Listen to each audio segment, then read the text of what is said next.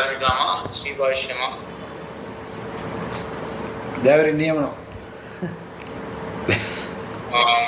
சரி, போன தடவை ஸ்ரீபாஷ்யம் பார்த்தோம். அதனால இப்போ திருவாய்மொழி கொஞ்சம் சுருக்கமாக பார்க்கலாம்.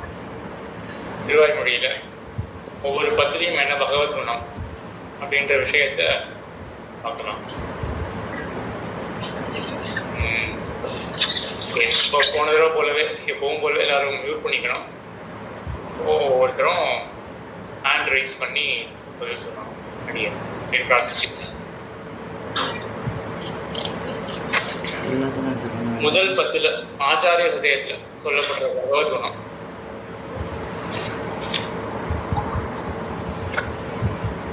சுதாமன் பரத்வத்தை பத்தி சொல்றார் சுவாமி. பரத்வம் சார் அடியே லட்சுமி நரசிம்ம சுவாமி ரெண்டாம் பத்துல ஏன் கேட்கல, விட்டு விட்டு வருது. அப்படியா? மற்றவர்கள் கரெக்டா வருது சுவாமி, கரெக்டா வருது. மற்றவங்க சரியா கேட்கறதாமே. அப்படியே சரி, நான் லாக் ஆஃப் பண்ணிட்டேன். அடி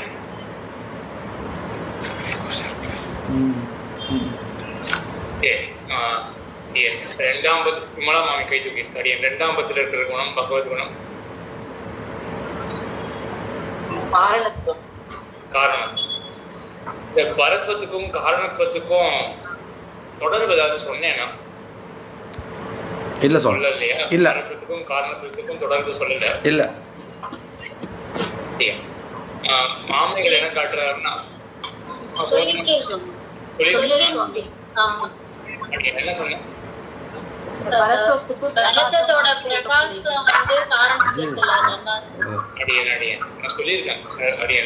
சோதி மாமி சாந்தி மாமி ரெண்டு பேரும் நல்லா கரெக்டாக நோட் பண்ணியிருக்கா.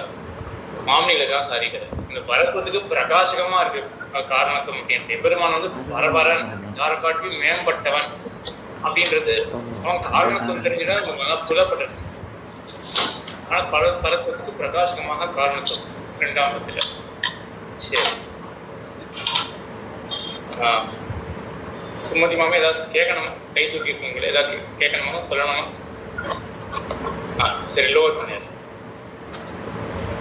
மூணாம் பத்தில் இருக்கிற பகவத் குணம் யாராவது கை தூக்கிட்டு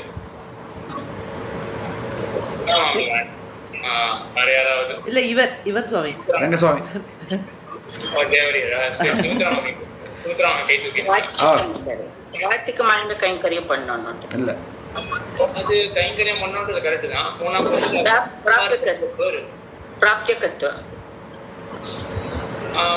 நீங்க அப்படி கைங்கரியம் சொல்லப்படுறதுனால பிராப்தி தான். அது ஆழ்வார் பெற்ற பேரு அந்த செக்ஷன்ல வரும். ரங்கராஜன் சுவாமி மூணாம் பத்துல ஆழ்வார் வியாபகத்துவம். சரி, இந்த காரணத்துவத்துக்கும் ஞாபகத்துவத்துக்கும் உள்ள தொடர்பு ரங்கசுவாமி சுவாமி அடியே சுவாமி. காரணத்துவம் ரெண்டாம் பத்துல காரணத்துவம், மூணாம் பத்துல வியாபகத்துவம். இது ரெண்டுத்துக்கும் இருக்கக்கூடிய தொடர்பு பத்தி ஏதாவது சொன்னேன்னா சொன்னா ஞாபகம் இருக்கு. வியாபிக்கு காரணம் அது அது அந்த எல்லாத்துக்கும் காரணம், அதாவது வியாபித்து காரணமா இருக்கிறார். ஆமா, எல்லா இடத்தும் வியாபித்த காரணமா இருக்கிறார். ஆமா, அது ஒரு விதமான ஒரு காரணம். குடத்துக்கு குயவன் போல காரணம் கிடையாது அப்படின்றத வச்சுட்டு ஒன்று சொன்ன மாதிரி ஞாபகம். நிறைய பேர் கை தூக்கி இருக்கா.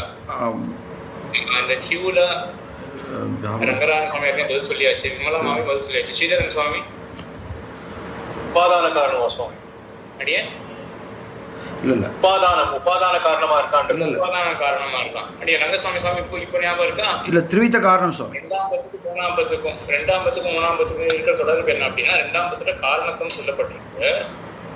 இந்த காரணத்துவம் எவ்வகையானது அப்படின்னா, குயவனை போல மட்டும் காரணம் கிடையாது, வெறும் நிமித்த காரணம் கிடையாது, உபாதான காரணமும் கூட. சககாரி காரணம், அடியே சககாரி காரணமாவும் இருக்காரு இல்லையா? அசககாரி காரணமாகவும் இருக்கும். அதனால திரிவித காரணமா இருக்கு. சககாரி காரணம்ன்றது இங்க வியாபகத்துவத்துக்கு அது தேவை இருக்காது. சககாரி காரணமா இருக்கிறது அப்படின்னு சொல்றது. ஆனா உபாதான காரணமா இருக்கான் அப்படின்னு தெரிஞ்சுட்டோம்னா என்ன ஆகும்? எல்லா இடத்துலயும் பரவி இருக்கான் அப்படின்றது தெரியும். அவன் தானே மாறான், உடம்ப கொண்டு அவன் தான் மாறலாம், அவனே மாறதான் அப்படின்றது அதிகமா எல்லாருக்குமே தெரிஞ்சிருக்குன்னு நினைக்கிறேன். ஸ்தூலமான சிதச்சித்தாக எம்பெருமானுடைய திருமேனியே மாறுறது. அதனால எல்லா பொருள்களையும் அவன் வியாபிச்சிருக்கான். இதுதான் காரணத்துக்கும் வியாபகத்துவத்துக்கும் உள்ள தொடர்பு. ரெண்டாம் பத்துக்கும் மூணாம் பத்துக்கும். கிருஷ்ணன் சுவாமி ஏதாவது கேட்கணுமா, சொல்லணுமா? கிருஷ்ணன் சுவாமி தேவர் ஹேண்ட் ரைஸ் பண்ணிட்டு சுவாமி, நான் அதுக்கு முன்னாடி எனக்கு இது இல்ல, இப்ப இல்ல, ஒண்ணும் இல்ல. இந்த கேள்விக்கு பதில் சொல்றது. சரி, நான் ஹேண்டை லோவர் பண்ணிடுறேன். சரி, அடுத்தது 4ஆம் பத்தினுடைய குணம். ஜெயந்தி மாமி.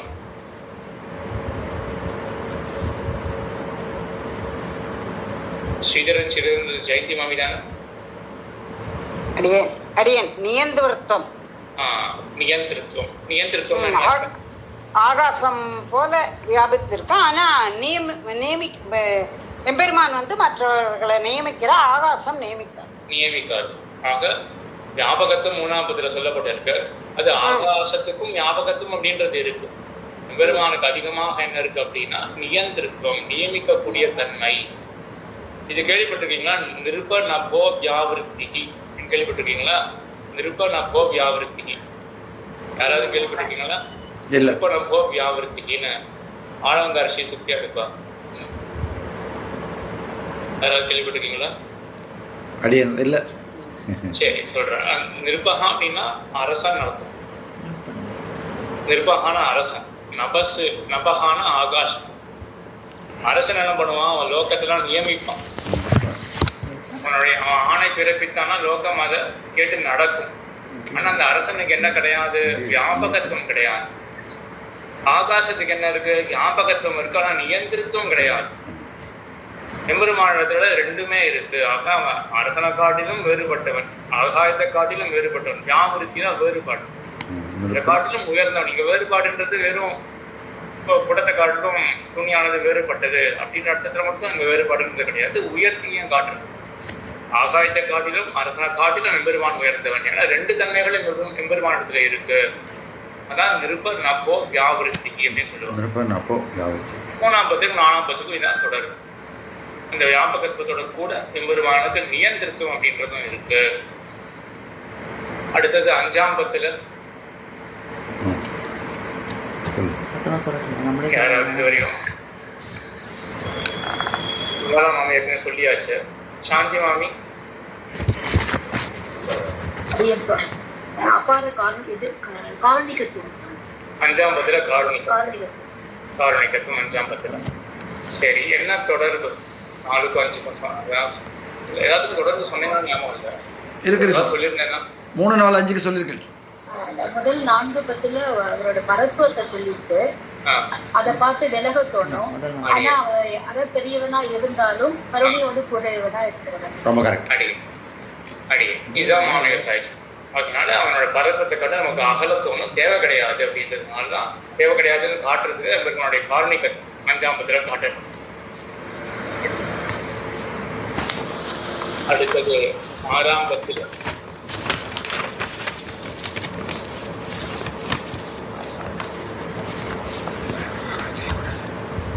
6ஆம் பத்துல இருக்கிற பகவத்குணம் சரி, சுந்தரவாம சொல்லிட்டா சரண்யத்துவம் அப்படின்னு. அப்படியா ரகுராமன் சுவாமி என்ன வாசி, அதாவது என்ன தொடர்பு? அப்படிப்பட்ட கருணையோட இருக்கான் குணத்தொழிற்பதுனால.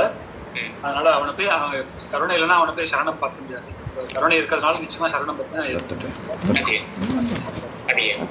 அதனால சரண்யனுக்கு ரெண்டுமே தேவை. பரத்துவமும் பரத்துவம் வேணும், அதே போல காரணிகத்துவம் வேணும். அதனால ஆச்சாரியத்திலேயே முதல் சூத்திரத்திலேயே சூர்ணிகையிலேயே ஆருணிகனான சர்வேஸ்வரன் அப்படின்னு தான் ஆரம்பமே ஆச்சாரிய ஹிருதயம். அவனுக்கு சர்வேஸ்வரன் அப்படின்றதுனால அவனுடைய சுவாதந்திரம் தெரியறது. அதனால அவனுக்கு கேட்கறது யாருமே கிடையாது. இப்போ ஒரு ஆத்மாவை கொண்டு மோட்சத்துக்கு கொண்டு போனானா ஏன் அப்படி பண்ண அப்படின்னு கேட்கறதுக்கு ஆளே கிடையாது. சர்வேஸ்வரன், ஆருணிகனான சர்வேஸ்வரன், சுவாதந்திர விசிஷ்டம், சுவாதந்திரம் இருக்கு. கிருபா விசிஷ்டனான சுபுத்திரன் என்றபடி அப்படின்னு மாமனிகளுக்கு வியாக்கியானம் சரிக்கிறது. அவன் கிருப்பை இருந்தாதான் நமக்கு உதவி செய்ய போறான். உதவி செஞ்சப்பறம் அவன் கேள்வி கேட்கறதுக்கு யாரும் கிடையாது. ஆனா உதவி செய்யணுமே, அதுக்கு அவனுக்கு காருண்யம் வேணும். அதனாலதான் சரண்யனாக ஆரம், பற்றப்படுகிற தன்மை பெருமானத்திற்கு. 7வது பத்துல இருக்கக்கூடிய குணம்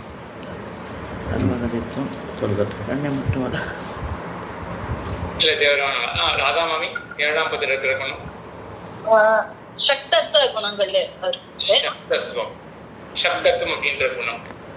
ஆமா, விரோதியை போக்கி நமக்கு அவரோட இது கொடுக்கிறார். அதனால நம்ம சரணாகதியை இது பண்ணிட்டு ஏத்துக்கிறார்.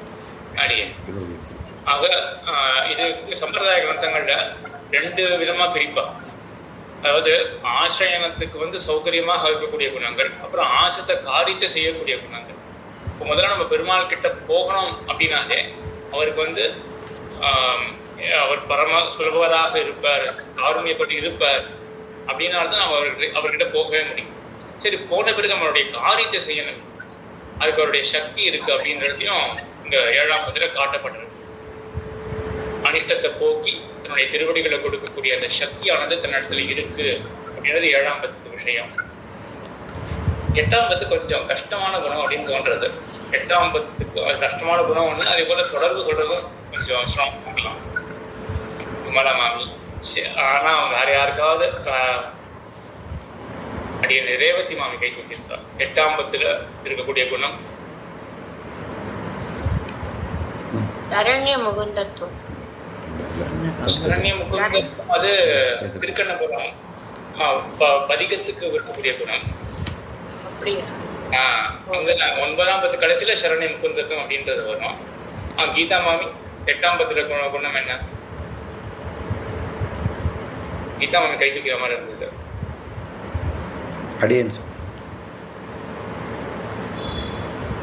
கீதா மாமி கை தூக்கி. கிருஷ்ணன் சுவாமி சுவாமி சத்தியகாமத்துவம். 8ஆம் பத்துல இருக்கக்கூடிய குணமானது சத்தியகாமத்துவம். சத்தியகாமத்துவம்னா என்ன அப்படின்றதையும் சொல்லணும். அதே போல 7ஆம் பத்துக்கும் 8ஆம் பத்துக்கும் என்ன தொடர்பு, 7ஆம் பத்துல இருக்கக்கூடிய சப்தத்துவத்துக்கும் இந்த சத்தியகாமத்துவத்துக்கும் என்ன தொடர்பு அப்படின்றதையும் சொல்லணும். அவாப்த சமஸ்த காமத்துவம் சத்தியகாமத்துவம். அவன் நினைச்சா நடந்தே தீரும். அவனுக்கு அது கிடையாது. அதுதான் அங்க ஒரு சூக்ஷ்மமான வாசி இருக்கு. முன்னாடி சொன்னது சரி, சத்தியகாமத்துவம் அப்படின்றது அவாப்த சமஸ்த காமத்துவம் அப்படின்றதுதான் சத்தியகாமத்துவம். அவன் நினைச்சா நடந்துடும். சத்திய சங்கல்பத்துவம். அது அவன் நினைச்சா நடந்துடும் அப்படின்றது சத்திய சங்கல்பத்துவம். சரி, சத்தியகாமஹா சத்திய சங்கல்பா அப்படின்னு ஸ்ருதியே சொல்றது. எம்பெருமானுக்கு 8 குணங்கள் இருக்கு. முக்தி அடைந்த ஜீவாத்மாவுக்கு இந்த 8 கல்யாண குணங்கள் வரும் அப்படின்னு சொல்ற இடத்துல சத்தியகாமஹா சத்திய சங்கல்பா அப்படின்னு ஸ்ருதியே சொல்றது, வேதமே சொல்றது. அவன் வேண்டியதெல்லாம் அவன்கிட்ட ஏற்கனவே இருக்கு. புதுசா வேணும்னாலும் அதையும் அவனால பண்ணிக்க முடியும். இதுதான் அந்த வாசி. அப்போ வேண்டியது ஏற்கனவே அவன் இடத்துல இருக்கு. இப்ப இருந்து அவன் குறைப்பட தேவை இல்லை. நாளைக்கு ஏதாவது வேணும் அப்படின்னு நினைச்சானா சங்கல்பத்தினாலே அவனுக்கு வந்துடும். நம்மளே என்ன பண்ணணும், வேணும்னா நம்ம அதுக்காக ஒரு பிரயத்தனம் பண்ணணும். எம்பெருமானுக்கு கிடையாது. சத்திய சங்கல்பனாக எம்பெருமான் இருப்பான். நம்மளுடைய சங்கல்பம் சத்தியமாக இருக்கு அப்படின்னா என்ன அர்த்தம்? அதுக்கு தடை கிடையாது அப்படின்னு அர்த்தம். நம்மளுடைய சங்கல்பத்துக்குலாம் தடை இருக்கு. எனக்கு வேணும்னு நினைச்ச உடனே எனக்கு அந்த காரியம் கிடைக்காது. நம்ம முயற்சி செய்தாலும் முயற்சி தடைப்பட்டு போகலாம்.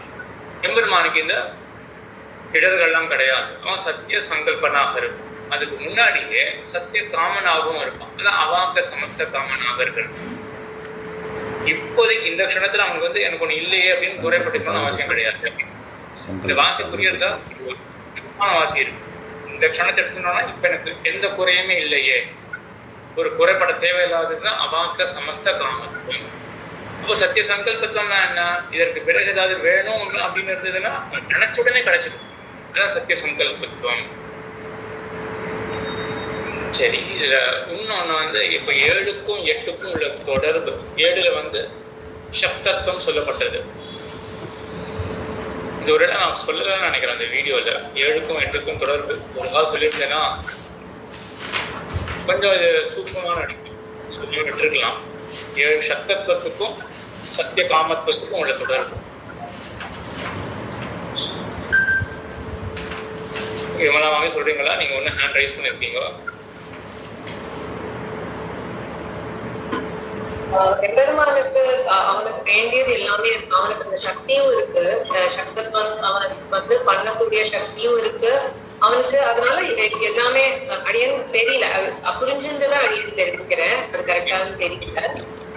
அவனுக்கு எல்லாம் பண்ற சக்தி இருக்கு. அவனுக்கு நினைச்சாலே அவனுக்கு எல்லாத்தையுமே அவனுக்கு அதனால சங்கல்பத்தாலே அடைஞ்சிருவான். ஆனா அவனுக்கு எதுவும் தேவைன்றது கிடையாது. அவனோட சக்தி இருக்கிறதுனாலயே அவன் எல்லாத்தையுமே ஏற்கனவே உடையவனாகவே இருக்கான். சரி, இதை நான் சொன்னேன்னா தெரியல, நான் மாமிகள் வியாக்கியானத்துல இதுதான் இருக்கு. நான் சொன்னேன்னா அதெல்லாம் வீடியோல சொன்னேன் இல்லையா? சரி, இதான் அந்த தொடர்பு. அவனுடைய சக்தி இருக்கு அப்படின்றதுக்கு ஒரு வெளிக்காட்டுதல் அப்படிதான் என்னன்னா, அவனுக்கு நித்திய சூரிகள், நித்திய பரிஜனம், அவனுக்கு நித்திய பரிச்சரியா பண்ணக்கூடிய நித்திய சூரிகள் என்ன, நித்திய சூரிகள தலைவர்களான பிராட்டிமார்கள் என்ன, எல்லாருமே எம்பெருமானத்துல கூடியிருக்காரு. இதனுடைய சக்தியினுடைய வெளிப்பாடு. வேண்டியதெல்லாம் பெற்றவனாக இருக்கான் ஏற்கனவே. அது அப்படின்ற அந்த தன்மையானது சக்தியினுடைய வெளிப்பாடாக இருக்கு. அதனால சர்வ சக்தத்துவத்துக்கும் இந்த சர்வ காமத்துவத்துக்கும் இதுதான் அந்த தொடர்பு. 7ல சர்வ சக்தத்துவம், சர்வசக்தத்துவம்னு ஆச்சாரியருக்கு தெரிவிக்கல, சக்தத்துவம் அப்படின்னு மட்டும் தான் தெரிவிக்கிறார். இந்த சக்தியினுடைய வெளிப்பாடு எப்படி நம்ம வந்து முதல் 10க்கும் 2ஆம் 10க்கும் பார்த்தோமோ, 2ஆம் 10 என்ன பண்றது, இந்த பரத்வத்துக்கு பிரகாசகம் அப்படின்னு பார்த்தோம் இல்லையா? காரணத்துவத்துக்கு காரணத்துவம் அப்படின்றது வந்து பரத்வத்துக்கு பிரகாசகமாக இருக்கு அப்படின்னு பார்த்தோம். அதே போல 7ஆம் 10 இருக்கக்கூடிய சக்தத்துவத்துக்கு பிரகாசகமாக என்ன இருக்கு அப்படின்னா, அவன் சத்திய காமனாக இருக்கானே, வேண்டியதெல்லாம் பெற்றவனாக பெருமான் இருக்கானே, இது அவனுடைய சக்தியை காட்டுறது. 7க்கும் 8க்கும் தொடர்பு. அதுக்கப்புறம் 9ல இருக்கிற கல்யாண குணம், சுதாமாமி. வேற யாருக்காவது வாய்ப்பு கொடுக்கலாம். எல்லாருமே சொன்னோம், அதான் கை தூக்குறா. அடிய சத்யமாமி. சர்வவித பந்துத்துவம். ஆமா, சகலவித பந்துத்துவம், சர்வவித பந்துத்துவம் அப்படின்றதான் 9ஆம் 10ல இருக்கக்கூடிய சொன்னமானது. ஆனா இது 9ஆம் 10 சர்வவித ஈட்டுல சொன்ன ஆபத்சகத். ஆமா, ஆச்சார ஹிருதயத்தில் இருக்கிறது ஆபத்சகத், ஈட்டுல இருக்கிறது சர்வவித பந்துத்துவம் அப்படின்றது. ஆச்சார ஹிருதயத்தில் இருக்கிறது ஆபத்சகத்தம். இதெல்லாம் வேற. இதெல்லாம் விட நம்ம வந்து மனசு டேபிள் போட்டு ஞாபகம் வச்சுக்கணும், எந்த கிரந்தத்துல எந்த ஆச்சாரியர் வந்து என்ன சாதிச்சிருக்காரு அப்படின்னு. ஏன்னா ஞாபகம் நினைக்கலாம். ஈட்டுல வந்து என்ன சொல்லியிருக்காரு, 9ல வந்து சீலகுணம் அப்படின்ற சொல்லப்பட்டிருக்கு. கூடவே சேர்ந்து சகலவித பந்துத்துவம் அப்படின்றத ஈட்டுல சொல்லப்பட்ட விஷயம் 9ஆம் 10க்கு சாரமாகும். ஈட்டுல வந்து 8ஆம் 10க்கு என்ன விஷயம் அப்படின்னு ஞாபகம் இருக்கா? நம்மளே என்ன சாதிச்சார் அப்படின்னு ஞாபகம் இருக்கா?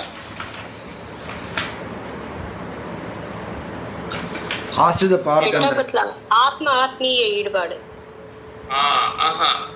முழுசா இடத்துல சொல்ல கரெக்டா சொல்லிட்டீங்க. ஆனா கடைசியில மட்டும் சின்ன இது மிஸ் பண்ணிட்டீங்க. ஆத்மா ஆத்மியா ஆசை இல்லை, ஈடுபாடு இல்லை. என்னது கோவிதாச சுவாமி, என்னது ஆத்மா ஆத்மியங்களில் நசை இல்லை, நசை இல்லை, ஈடுபாடு இல்லை. ஆத்மா ஆத்மியங்கள்ல ஈடுபாடு இல்லை அப்படின்றதுதான் 8ஆம் 10. சரி, ஈட்டுல 7ஆம் 10 விஷயம் உபாய உபயோக குணங்கள். ஆமா ஆமா. இப்போ நீங்க கம்பேர் பண்ணி பாருங்களேன். அவங்க வந்து உபாயத்துக்கு உபயோகியான குணங்கள் என்ன சொன்னாங்க ஈட்ல? ஆச்சாரியர் என்ன நம்மள என்ன தெரிவித்தார்? உபாயத்துக்கு உபயோகியான குணங்கள் ஒரு ரட்சகத்துவம் சாதிச்சார் இல்லையா? இந்த ரட்சகத்துவம்ன்றது என்னது? அனிஷ்டத்தை போக்கி இஷ்டத்தை கொடுக்கறது தான் ரட்சகத்துவமே. இங்க இங்க ஒரு தொடர்பு நம்ம தெரிஞ்சுக்கலாம், என்ன ஒரு சாமியம் தெரிஞ்சுக்கலாம். அங்க ரட்சகத்துவம் அப்படின்னு சொல்லியிருக்கா, உபாயத்துக்கு உபயோகியான குணம். இங்க என்ன சொல்லியிருக்க? சக்தத்துவம் அப்படின்னு சொல்லியிருக்கு. சக்தி வச்சு பெருமாள் என்ன பண்றார்? அனிஷ்டத்தை போக்கி இஷ்டத்தை கொடுக்கிறது. அதெல்லாம் இங்க வந்து சாமியம் இருக்கு. நம்மளுடைய நிர்வாகத்துக்கும் இங்க ஆச்சாரியர்களுக்கு நிர்வாகத்துக்கும் சாமியம் இருக்கு. 8ஆம் 10 கொஞ்சம் வாசி இருக்கு. 8ஆம் 10 ஆழ்வார பத்தின விஷயம். அவங்க ஆழ்வார் வந்து ஆத்மா ஆத்மியங்களை நசையற்றபடிய தெரிவித்தார் அப்படின்னு. இங்க ஆனா என்னன்னா, இங்க எம்பெருமானுடைய அந்த சொல்லப்படுறது. சரி, இதோட தொடர்பு கொண்ட மற்றொரு கேள்வி. ஆத்மா ஆத்மியங்கள் ஆழ்வாருக்கு நசை இல்லை. ஆழ்வாருக்கு என்ன ஆத்மா ஆத்மியங்கள்ல நசைனா ஆசைன்னு அர்த்தம். தன்னிடத்துல ஆசை, தன்னை சார்ந்த பொருள்கள்ல ஆசை. இதெல்லாம் ஆழ்வாருக்கு 8ஆம் பத்து வரைக்கும் இருந்ததா? அப்புறம் தான் போச்சா? மயரோர முதலாம் பெற்றவருக்கு 8ஆம் பத்து வரைக்கும் இருந்ததுதானே? அப்ப என்ன சொல்றாரு ஆழ்வாருங்க? ஒருவேளை பெருமாள், அதாவது ஸ்ரீதரன் சுவாமி பெருமாள் யாருக்காவது வாய்ப்பு இருக்கா? மஞ்சுளா மாமி கை தூக்கி இருக்கா? முதல் தடவை மஞ்சுளா மாமி சொல்லுங்க. 8ஆம் பத்துல ஆழ்வார் நசையற்ற தன்மை சொல்றாரு. 8ஆம் பத்துல எனக்கு அவருக்கு சந்தேகம். ஆழ்வாருக்கு எம்பெருமான் தனக்கு அனுகிரகம் செய்யாததுக்கு காரணம் தனக்கு சம்சாரத்துல நசை இருக்கோ அப்படின்னு அவரு சந்தேகப்படுறாரு. அதனால ஆழ்வார் சந்தேகம் வந்துருச்சு. பெருமாள் வந்து 7ஆம் பத்துல எப்படிப்பட்டவன்? அடியார்களுக்காகவே தன்னை அமைச்சு கொடுக்கிறவன், எனக்கு கிருப பண்ண மாட்டேங்கிறான், இப்ப என்னிடத்துலதான் ஏதோ குறை இருக்கணுமே அப்படின்னு சந்தேகப்பட்டது எம்பெருமானத்தை தெரிவிக்கிற. எனக்கு ஆத்மா ஆத்மியங்கள்ல நசை இல்லை, ஆசை இல்லை அடி. சரி, இப்போ இங்க ஆச்சாரிய ஹிருதயத்துல 9ஆம் பத்துல தானே இருக்கும். 9ஆம் பத்துல தான் ஆபத் சக்கத்துவம் அப்படின்னு பார்த்தோம். இது 8க்கும் 9க்கும் என்ன தொடர்பு?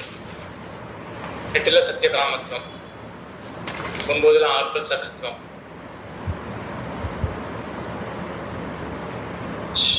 ஸ்ரீதரன் சுவாமி விட்டுட்டு வேற யாருக்காவது கை தூக்கினானா வேற யாரும் சொல்லலாம். அப்படிலாம் ஸ்ரீதரன் சுவாமி தான்.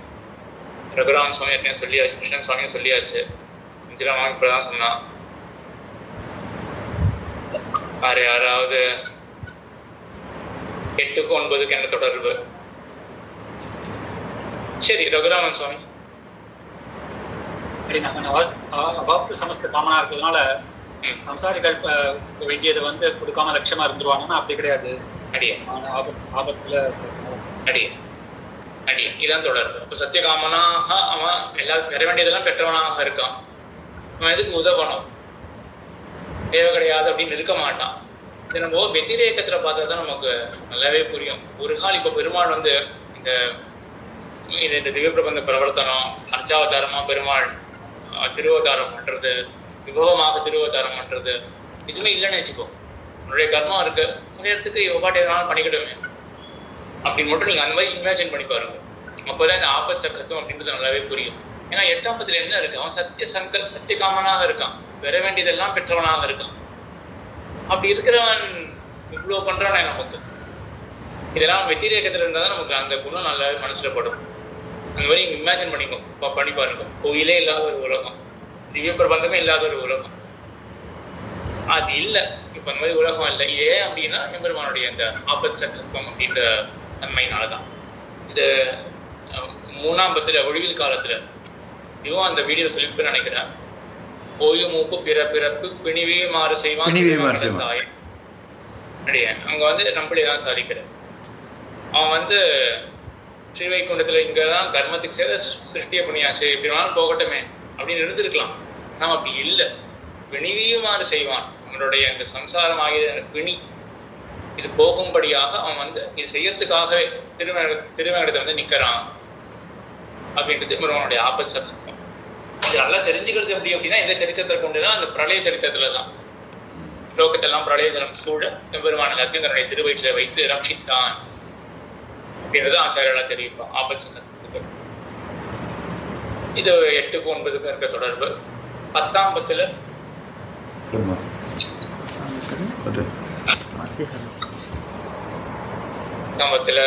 சரி ராதா மாமிக்கை தூக்கி இருக்கா. ராதா மாமி 2 கேள்வி தான், ஒரு கேள்வி தான் சொன்னா நினைக்கிறேன். இன்னொரு வாய்ப்பு கொடுக்கலாம்.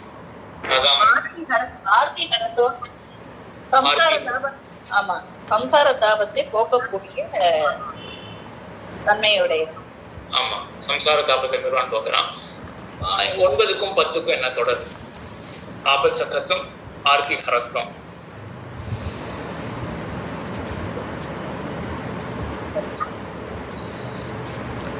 அதே பிணி வீவார் செய்வான். பிணி வீவார் செய்வான்.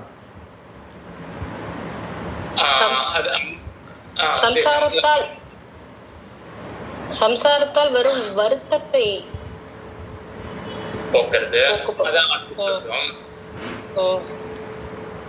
ஆபத் சகத்வத்துக்கும் ஆத்திய ஹரத்வத்துக்கும் என்ன தொடர்?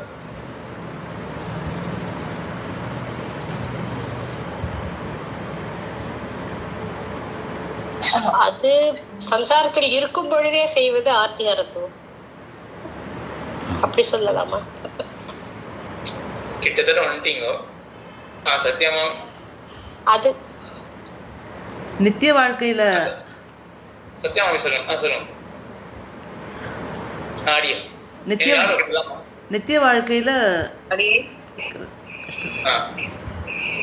எம்பெருமானை அடைந்து கைங்கரியம் செய்ய வேண்டும் என்ற ஆர்த்தி, அந்த ஆர்த்தியை அந்த ஆர்த்தி அடையாம இருக்கிறது ஒரு ஆபத்து தானே. அந்த ஆர்த்தியை அடைய வைக்கிறான் எம்பெருமான், அதுதானே இந்த ஆர்த்திஹரத்துவம் என்பது. ஆர்த்தினா வருத்தம், எம்பெருமானத்துல கைங்கரியம் செய்ய முடியல அப்படின்ற வருத்தம், அதை போக்குறான். இது இப்போ ஒரு தொடர்பு வந்தாச்சு. 9க்கும் 10க்கும் என்ன தொடர்பு வந்திருக்கு அப்படின்னா, 9ஆம் பத்துல சொன்னது சாமானிய விசேஷ நியாயம் அப்படின்னு சொல்லுவாரு. சாமானியமாக சாமானிய விசேஷ நியாயம்ன்றது ஒரு பிராணியை கொண்டு யாகம் பண்ணணும் அப்படின்னு ஒண்ணு இருக்கு. பசுனாய ஜெயத்த, பசுவை கொண்டு யாகத்தை பண்ணு அப்படின்னு ஒரு வாக்கியம் சொல்றது. பசு அப்படின்றது இப்ப நம்ம பாக்குற மாதிரி பசு மாடு இருக்கு இல்லையா, அதுதான் பசு அப்படின்றதுக்கு அர்த்தம் கிடையாது. பசுனா 4 கால் விலங்கு. எந்த 4 கால் விலங்கு? அது மற்றொரு வாக்கியம் சொல்றது. சாகஹா அப்படின்னு வெள்ளாடுன்னு ஆட்டுல ஒரு வகை, அதுதான் அப்படின்னு சொல்றது. இங்க என்ன ஆகுனா சாமானிய விசேஷ நியாயம் அப்படின்னு சொல்லுவாரு. பொதுவாக ஒரு வாக்கியம் சொல்றது பசுவை கொண்டு யாகத்தை பண்ணணும் அப்படின்னு, மற்றொரு யாகம் சொல்றது வெள்ளாடை கொண்டு யாகம் பண்ணணும் அப்படின்னு சொல்றது. இப்ப என்ன தெரிஞ்சுக்கலாம்? முன்னாடி சொன்ன அந்த பசு என்னதுன்னா, எவ்வளவோ 4 கால் பிராணி இருக்கு, ஏதோ ஒரு 4 கால் பிராணி வச்சுக்க கூடாது, வெள்ளாடு ஆகிற 4 கால் பிராணி அப்படின்றது போல. இங்க என்னாச்சு? 9ஆம் பத்துல ஆபத் சகத்துவம், ஆபத்து இருக்கும் பொழுது எம்பெருமான் உதவி செய்கிறான், ரட்சிக்கிறான் அப்படின்றது 9ஆம் பத்துல அர்த்தம். 10ஆம் பத்துல ஆர்த்தி ஹரத்துவம், வருத்தத்தை, ஆர்த்தி வருத்தம், அதை போக்குறான். சம்சாரமே ஆபத்து. இதுதான் அந்த சாமானிய விசேஷ நியாயம். அப்ப ஆபத்தை போக்குறான், சம்சாரத்தை போக்குகிறான் அப்படின்னு என்ன ஆயிடும்? சம்சாரமே தான் இருக்கக்கூடிய பெரிய ஆபத்துன்றது சம்சாரம் தான் அப்படின்னா 9க்கும் 10க்கும் இருக்கக்கூடிய தொடர். இந்த பிணி வியுமார் செய்யும். இது ஸ்பஷ்டமாச்சா? இந்த சாமானிய விசேஷ நியாயம்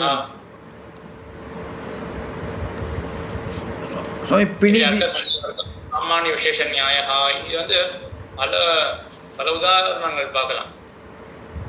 சரிங்க. சம்பர் கிருஷ்ணன் சுவாமி யார் கேட்கணுமா? சுவாமி பிணி வியுமார் செய்வான்ங்கிறது அது பிணி வியுமார் செய்வான், அதுவும் அதே தானே மீன் பண்றது இல்லையா? அதே தானே பிணி வியுமார் செய்வான். அதுதான் அது இங்க ஆச்சாரிய ஹிருதயத்துல அந்த பாசுரங்கள்லாம் எடுக்கல.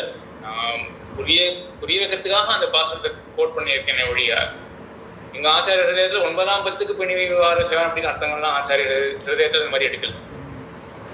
அது அதுக்காக சொன்னோம் அப்படின்னா, பெருமான் நிம்மதிய ஸ்ரீ வைகுண்டத்துல இருக்கலாமே, அவர் இப்படி இல்லையே, நமக்காக நிறைய பண்றார், நம்மளுடைய ஆபத்தெல்லாம் போக்குறார்.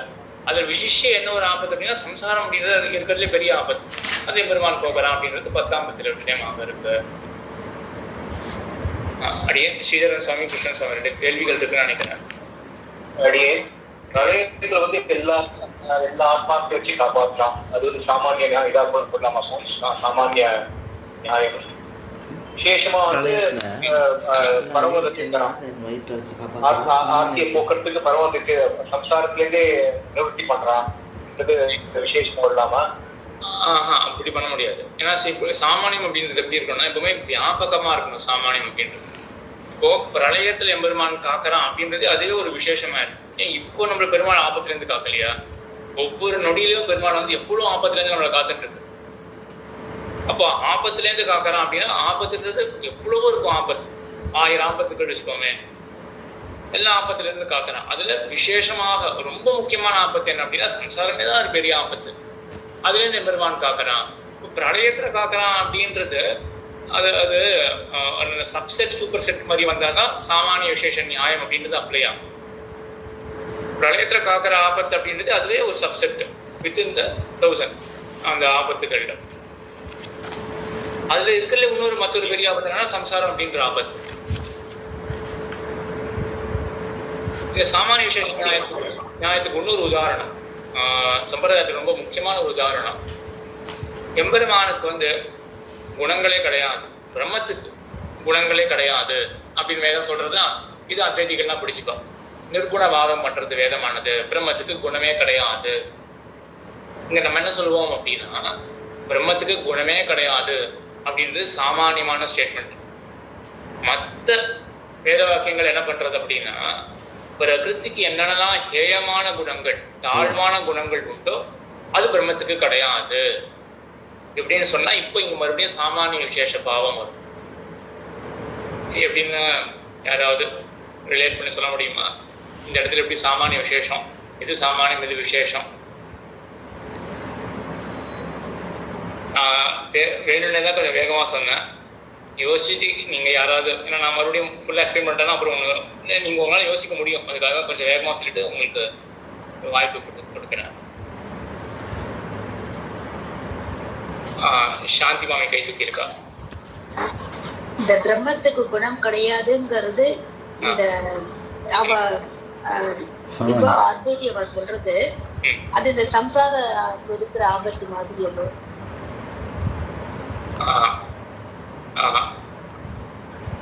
ரங்கநாதன் சுவாமி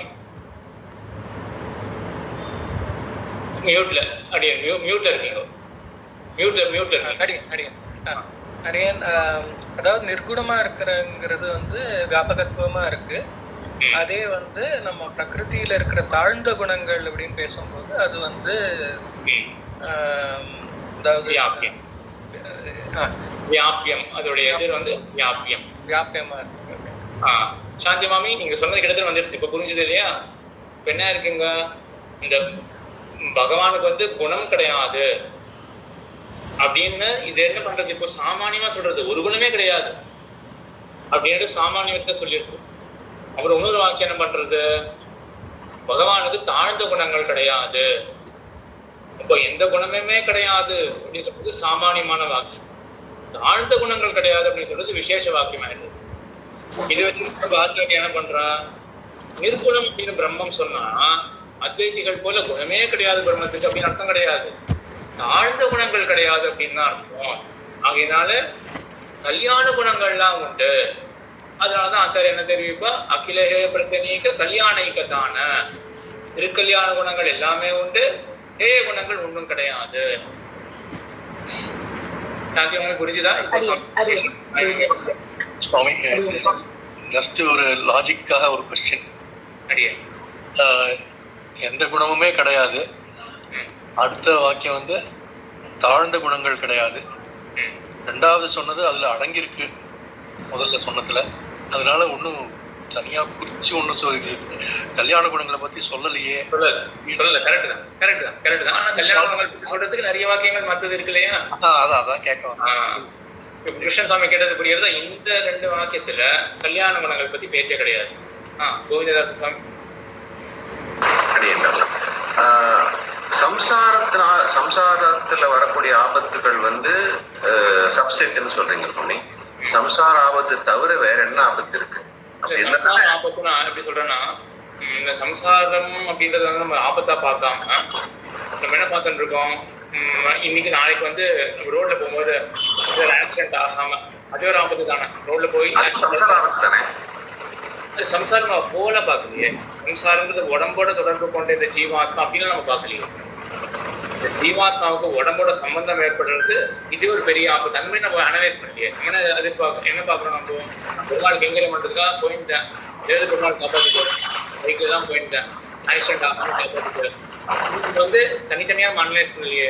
உடம்போட கூடினது இந்த ஜீவாத்மாவுக்கு உடம்புக்கு இருக்கிற அவ்வளோலாம் போகலையே.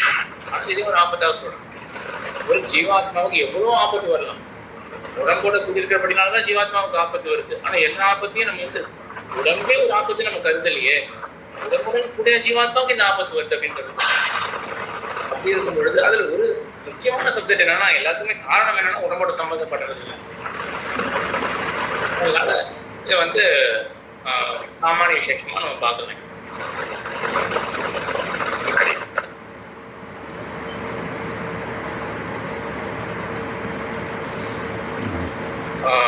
இது 10 ஆயிரத்து. அப்படியே ஆழ்வாருடைய கஷைகளையும் பார்த்துட்டலாமா இப்போவே? அது 12 ஆயிரத்து.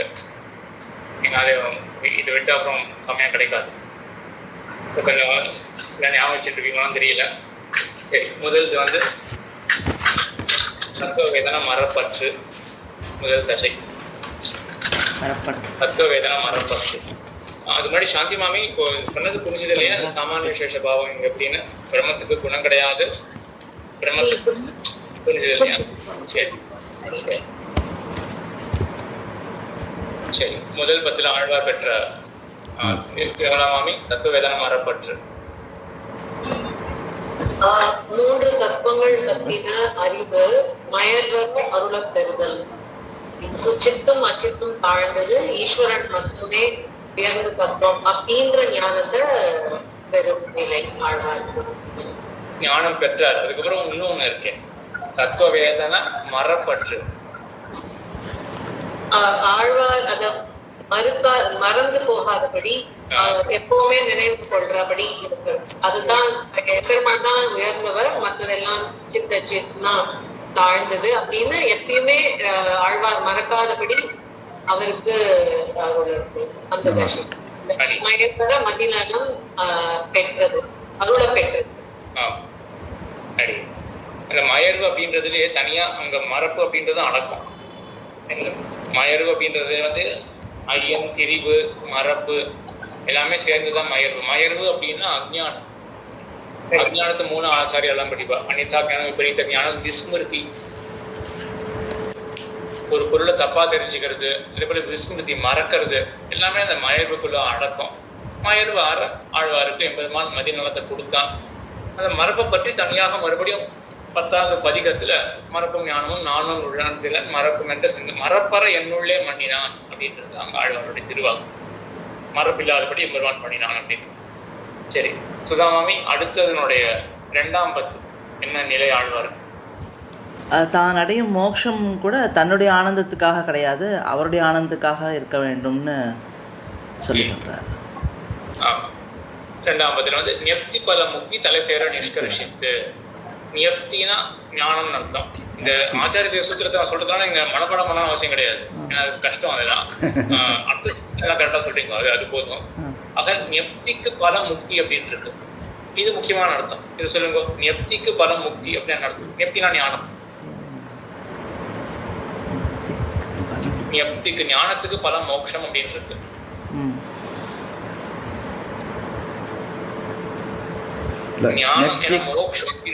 நெக்திங்கிறது உபாயம் உபேயம் பகவான். சரி, அவனே உபாயம் அவனே உபயம் அப்படின்ற ஞானம் அப்படின்னா சரி. இது அது ஞானம் எதை பற்றின ஞானம் அப்படின்ற விசாரம் இருக்கட்டும். பொதுவாக சித்த பத்தி ஞானம் அது கரெக்ட் தான். சித்த பத்தி ஞானம், தத்துவத்திரை ஞானமும் வேணும், ரகசியத்திரை ஞானமும் வேணும், அதான் கரெக்ட் தான். ஆக்சுவலா இங்க வேற ஒண்ணு சொல்ல வந்தேன். நான் சரியா ஸ்டேட் பண்ணல. என்னன்னு எல்லா சம்பிரதாயத்தையும் ஒத்துக்கிற விஷயம் என்ன, எல்லாருமே ஒத்துக்கிற அப்படின்னா ஞானா மோக்ஷா, ஞானத்தினாலதான் மோட்சம் அப்படின்னு எல்லா சம்பிரதாயமும் ஒத்துக்கிற விஷயம். அதனால நெப்தி பலம் முக்கியம் அப்படின்னு நெப்தி ஞானம், அதுக்குதான் பலம் என்னன்னா மோட்சம். நம்ம ஆச்சாரியாலும் மோட்சம் வந்து மோட்சம் பெறணும் பொழுது நிச்சயம் தத்துவத்திரைய ஞானம் வேணும், ரகசியத்திரைய ஞானம் வேணும், ஞானம் வேணும் அப்படின்றது ஸ்ட்ரெஸ். நெப்தி பல முக்தி தலை சேர நிஷ்கர்ஷித்து. உன்னுடைய ஆனந்தத்துக்காக தான், என்னுடைய ஆனந்தத்துக்காக கிடையாது. சரி, 3ஆம் 10 இருக்கிற நிலை ஆழ்வாருக்கு தசை மோக்ஷ பிரவர்த்தி, மோக்ஷ பலவருத்தி செய்தார்த்தி. மோக்ஷ பலவிருத்தி அதை அர்த்திக்கிறது. இன்னும் அதை எக்ஸ்பிளைன் பண்ணணும். மோக்ஷ பலவிருத்தினா பகவான் கைக்கறிவு பண்ணும் மோட்சத்தை பாயிண்ட் பண்ணி அன்ற ஆசை வரணும். ஆமா, அது ஆசைப்படாத ஆழ்வார் அதை அர்த்திக்கிறது. அனுபவ ஜனித பிரீதிகாரத்துக்கு தெரியும். ஆகையெல்லாம் இது வந்து மறுபடியும் ஒரு சம்பிரதாயத்தில் ஆழத்தை கருது. மற்ற எல்லாமே என்ன, மற்ற சித்தாந்தெல்லாம் எங்க அடைஞ்சிடுவாங்க, மோட்சம் அடையணும். மோட்சம்னா என்ன அப்படின்னா பிரம்மத்தினுடைய அனுபவம், ஆத்மாவோட அனுபவமா இருக்கும். பிரம்மம் வரைக்கும் போனா கூட பிரம்மத்தினுடைய அனுபவம் அப்படின்றத மட்டும் நின்றுடுவா. இதுதான் மோட்சத்துக்கு பலம் என்னன்னா விருத்தினா கைங்கரி. மோட்ச தசைக்கு போன பிறகு நமக்கு அதுக்கு மேல ஒரு தசை இருக்கு, கைங்கரிய தசை, அனுபவ ஜனித்த பிரீத்தி காரித்த கைங்கரியம் அப்படின்றது இந்த சம்பிரதாயத்தை மட்டும்தான் ஒப்புக்கொள்ற விஷயம். அது ஆழ்வார் அர்த்தித்த 3ஆம் பத்துல. சரி, நம்பிள்ளையும் இதேதான் சாதிக்கிறார். நம்பிள்ளை ஒண்ணு ஒரு அதிகமான அம்சம் அவங்க பார்த்தோம். 3ஆம் பத்துல ஞாபகம் இருக்கா நம்பிள்ளை சாதிச்சது? ஆழ்வாருக்கு ஓடுறது வாச்சிய கைங்கரியம், அடியார்கள் பரியந்தம், அடியார்கள் பரியந்தம் இருக்கக்கூடிய கைங்கரியம் அடியார். சரி, 4ஆம் பத்துல இருக்க தசை யாராவது ஜெயந்தி மாமி, ஜெயந்தி மாமி சொல்லுங்க. ஐஸ்வர்ய கைவல்யர் இது போய் கைங்கரியமே இது ஆழ்வார்னால கொஞ்சம் மாத்தி சொல்லணும். அது இந்த ஐஸ்வர்ய கைவல்யங்கள்லாம் போயிட்டு கைங்கரியமே அப்படின்றது இல்லையா, மாத்தி சொல்லணும். அவர் தள்ளினார், எப்படி மாத்தி தள்ளினார். அடியே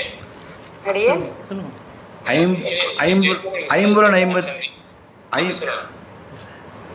கைவல்ய ஐஸ் அதுதான் சொல்ல எனக்கு புரியல.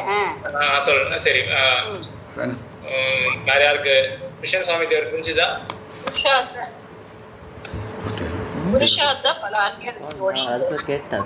அப்படி இருக்கு இல்லையா,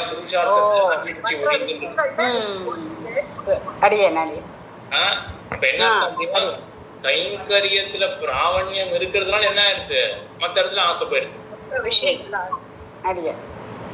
புருஷார்த்தத்துக்கு பலமாக அனிருச்சி ஒழிகை தான் பலம். அது 4ஆம் பத்துல விஷயம். அடுத்து ராதாமாமி 5ஆம் பத்துக்கு சொல்லுங்க. விரக்தி பல ராகம் கழித்து மிக்க, கழிய மிக்கு, கழிய மிக்க, கழிய மிக்க ரொம்ப கை கழி ரொம்ப அதிகமாயிடுச்சு. அது என்ன அர்த்தம்? விரக்தி பல ராகம் கழித்து பகவத் விஷயத்துக்கு ஆசை கழிய மிக்கு, குறுங்குடி நம்பியே நான் கட்ட மாதிரி அது கழிய மிக்கதோ காதல் பெருமாள்கிட்ட எம்பெருமான்கிட்ட இதுவா அடியே. அங்க என்ன ஆச்சு? முதல்ல புருஷார்த்தத்துல ஆசை வந்தது, கைங்கரியம் போனாலும் ஆசைப்பட்டார் ஆழ்வார். மற்ற விஷயத்துல ஆசை போச்சு. மற்ற விஷயத்துல ஆசை போடுறதுதான் வைராக்கியம், விரக்தி வைராக்கியம்னா மற்ற இடத்துல ஆசை போடுறது. அதனால என்ன ஆயிடுச்சுன்னா ஏற்கனவே இருந்த காதலானது எங்கேயோ போயிடுச்சு, கழிய மிக்கு ரொம்ப அதிகமாயிடுச்சு. 5ஆம் பத்துல ஆழ்வாருடைய நிலை. அதுக்கப்புறம் 6ஆம் பத்துல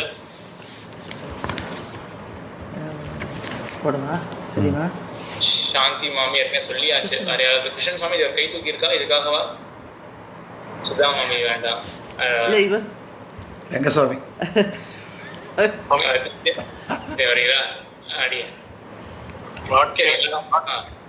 பிராட்டியை முன்னிட்டு சரணாகதி, பிராட்டியை முன்னிட்டு சரணாகதி. சரி, அதான் 6ஆம் பத்துக்கு விஷயம். இதுல பிராட்டியை முன்னிட்டு சரணாகதின்றதுல வந்து ஒரு தொடர்பும் காட்டுறது. பிரேமபல உபாயத்தே புகுந்து அப்படின்ற இடத்துல என்ன தொடர்பு? பிராட்டி முன்னிட்டு சரணாகதி அது சரிதான். ஆனா ஒன்னும் ஒரு எக்ஸ்ட்ரா அம்சம் இருக்கு. ரேவதி மாமி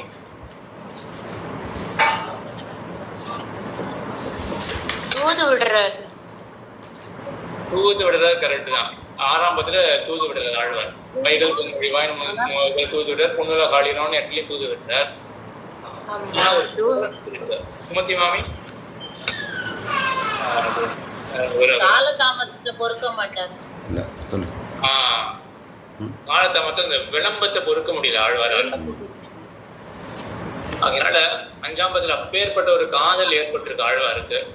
விளம்பத்தை பொறுக்காதபடிக்கு ஒரு உபாயம் என்ன இருக்கு? பக்தி யோகம் அப்படின்றது அனுஷ்டிச்சாருன்னா, ஆழ்வார் அனுஷ்டிக்க மாட்டார். ஒரு காலம் அனுஷ்டிச்சாருன்னா என்ன ஆகும் அப்படின்னா அவருக்கு 1000 ஜென்மம் கழிச்சுதான் வரும்.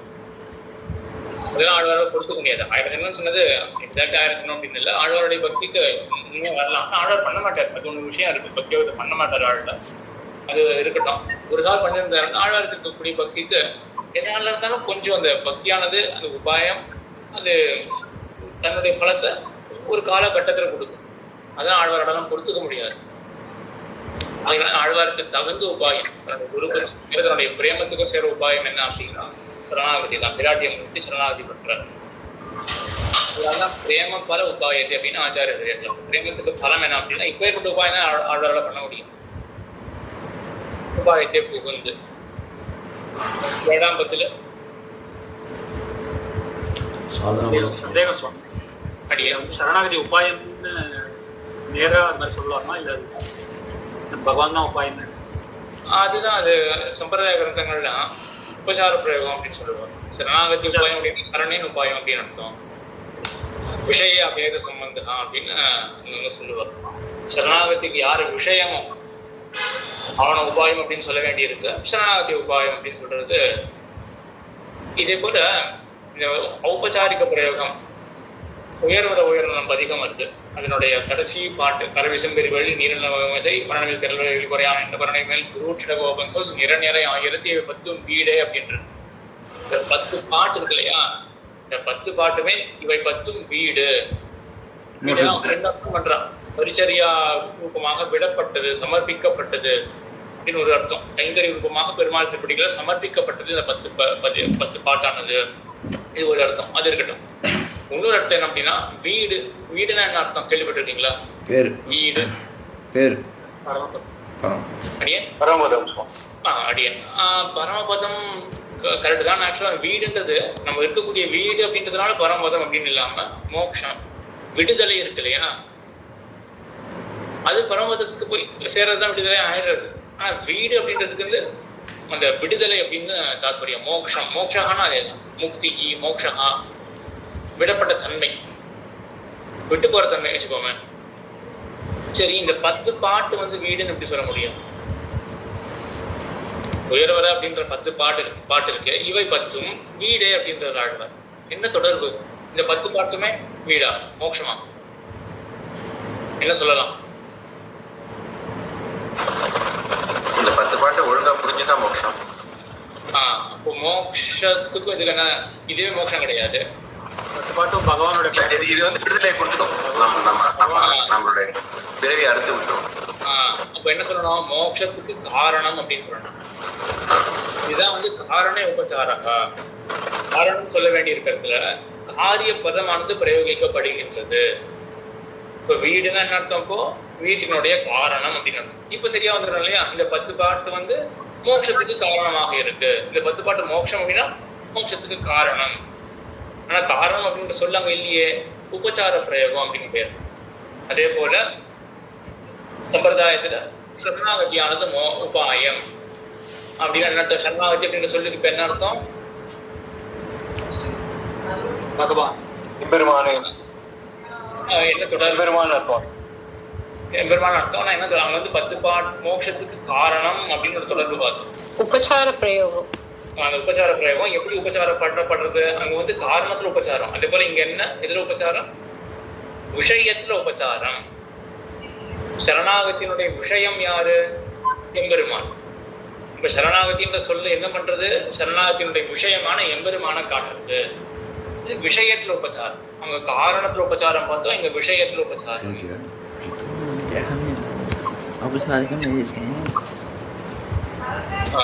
இது பார்த்தோம். இந்த 7ஆம் பத்தினுடைய 7ஆம் பத்துல வந்து என்னது?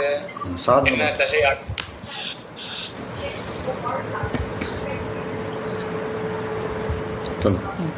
சாந்தி மாமே சொல்லிட்டா, ராதா மாமே சொல்லிட்டா.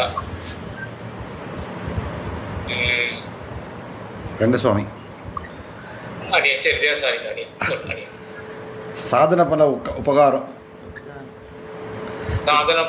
பகவானே சித்தோபாயம்.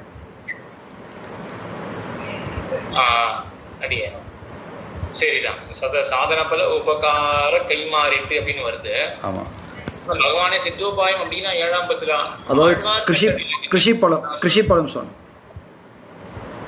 கரெக்ட் தான். அதெல்லாம் சரிதான். நான் ஆழ்வார் இடத்துல ஒரு தர்ஷையை கொண்டு போய் சேர்க்கணும். ஆழ்வாருடைய நிலையா கொண்டு போய் சேர்க்கணும். இல்ல அதாவது இத கைமாறி இல்லைன்னு, அதாவது பெருமாள் இவ்வளவு பண்ணியும் அவருக்கு நான் ஒன்றும் பண்ண முடியல. அதாவது இந்த சொத்தே அவருடையது, அங்கிட்ட கொடுக்கறதுக்கு ஏதும் இல்லை அப்படின்ற திசைக்கு கொண்டு போறார். அதுதான் அந்த கைமாறு இல்லாத தசை ஆழ்வார். எம்பெருமான் வந்து சிருஷ்டி தொடங்கி எல்லா உபகாரங்களும் எம்பெருமான் பண்றான். இதுதான் அதுவும் அவனது இன்னருளே அப்படின்ற இடத்துல ஆழ்வார் இதை தான் தெரிவிக்கிறார். இன்னைக்கு நான் பற்றினேன் அப்படின்னா நானா போய் பற்ற முடியுமா? சிருஷ்டி தொடங்கி அவன் எவ்வளவோ பண்ணியிருக்கான் எம்பெருமான், அதனாலதான் இன்னைக்கு போய் அவனை பற்றுறானா? இப்ப இவ்வளவு பண்ணியிருக்கானே, இதுக்கு கைமாறு பிரத்தியாக நான் அதை பண்ண வேண்டாமா? கைமாறு இல்லாம தழுவிக்கிறார் ஆழ்வார். சாதன பல உபகார கைமாறேன்றி. அப்படி ரங்கராஜ சுவாமி அடுத்தது 8ஆம் பத்துக்கு என்ன தசை ஆழ்வார் 8ஆம் பத்துல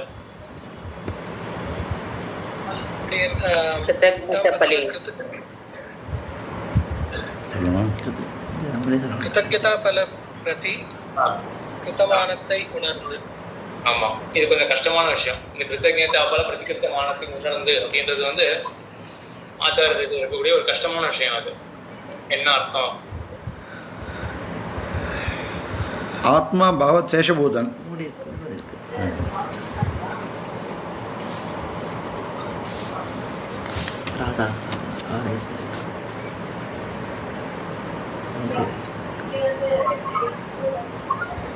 ஆத்ம சமர்ப்பணம் அதை ஈடுபடாமல் செய்தார்.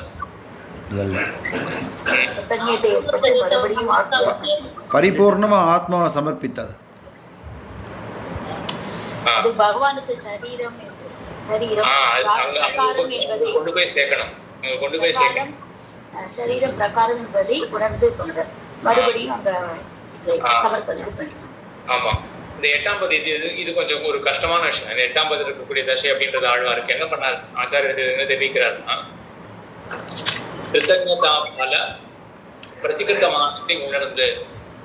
ஆழ்வாருக்கு கிருத்தஜ்ஞதை ஓடிட்டு இருக்கு. எம்பெருமான் இவ்வளவு பண்ணியிருக்கானே, நம்ம ஏதாவது மறுபடியும் பிரத்தியாக பண்ண வேண்டும் அப்படின்றது ஓடிட்டு இருக்கு ஆழ்வாருக்கு. அதனாலதான் என்ன பண்றாரு அப்படின்னா 7ஆம் பத்தில சமர்ப்பிச்சார். அதுக்கப்புறம் சொன்னார் அதுவும் மற்ற ஆங்கவன் தன்னது பதவியை இங்குவி பாடி அப்பனது எதுவும் ஒன்றும் இல்லை செய்வது இங்கும் அங்கே அப்படின்னா சொன்னார் ஆழ்வார். அதெல்லாம் இருந்தாலுமே கூட இந்த கிருத்தஜ்ஞதை ஓடிண்டே இருக்கிறதுனால மறுபடியும் தன்னுடைய ஆத்மா சமர்ப்பிக்கிறார் 8ஆம் பத்தினுடைய ஆரம்பத்தில். தோள்களை ஆரத்தழுவி உயிரை அறவிலை செய்தனன் சோதி தோள்களாயிருந்தாய் முறைகளாயிருந்தாய் அப்படின்னு தாள்களை தலைத்தலை சிறப்ப தந்த பேருதவி கைமாறா, என்னுடைய திருவடிகளை எனக்கு கொடுத்த கைமாறாக என்னுடைய ஆத்மாவை நான் சமர்ப்பிக்கிறேன் அப்படின்னு சமர்ப்பித்தார் ஆழ்வார். எதை சமர்ப்பித்தார்? ஆத்மாவை. சமர்ப்பிக்கப்பட்ட ஆத்மாவினுடைய தன்மையை 8ஆம் பத்தினுடைய கடைசியில உணர்றார். அதுதான் இந்த பதிகத்துல ஆழ்வாருக்கு ஒரு நிலை. சரி, எந்த பதிகத்துல இந்த பதிகத்துல இந்த 8ஆம் பத்துல ஆழ்வாருக்கு ஒரு நிலை என்ன அப்படின்னா, எம்பெருமான் திருப்பதிகள்ல ஆத்மாவை சமர்ப்பிக்கிறார். சமர்ப்பிக்கப்பட்ட வஸ்து இந்த ஆச்சாரிய ஹிருதய சூத்திரம் கையில வச்சிருந்தீங்கன்னா அங்க வந்து பிரதிகிருத்தமானத்தை அப்படின்னு ஒரு சொல்லு வரும். பிரதிகிருத்தமான அப்படின்றது வந்து பிரதிகிருத்தம் அப்படின்னா சமர்ப்பிக்கப்பட்ட வஸ்து. சமர்ப்பிக்கப்பட்ட வஸ்துன்றது ஆத்மா. பிரதிகிருத்தமானத்தை உணர்ந்து அதனுடைய உண்மையை ஆழ்வார் உணர்கிறார். என்னென்ன? பகவானுக்கே சேஷம், அது பகவானுக்கே பிரகாரம் அப்படின்றது. சரி, எந்த பதிகத்துல உணர்றாரு அப்படின்னா 8:8:1 8:8:1 ஆமா, 8:8:1 சொல்ல வேண்டாம். 8:8:1 கிடையாது, 8:8 தான்.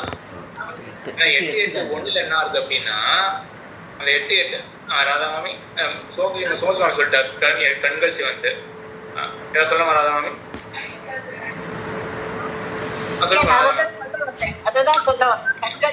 கண்கள் சிவந்து. சரி, இந்த கண்கள் சிவந்துல இப்போ ரங்கசாமி சுவாமி சொன்னது வந்து முதல் ஆசிரத்துல அப்படின்னு 8:8:1 ஆத்மாவனுடைய பிரகாரத்தை எம்பெருமான் அதாவது ஆழ்வார் சொன்னார் அப்படின்னு. ஆனா இந்த 8:8 கண்கள் சிவந்த விஷயத்துல நம்ம முன்பே ஒரு விபாகம் பார்த்துருக்கோம், ஒரு பிரிவு பார்த்துருக்கோம். என்னன்னு யாருக்கா ஞாபகம் இருக்கா? முதல் 2 பாசனம்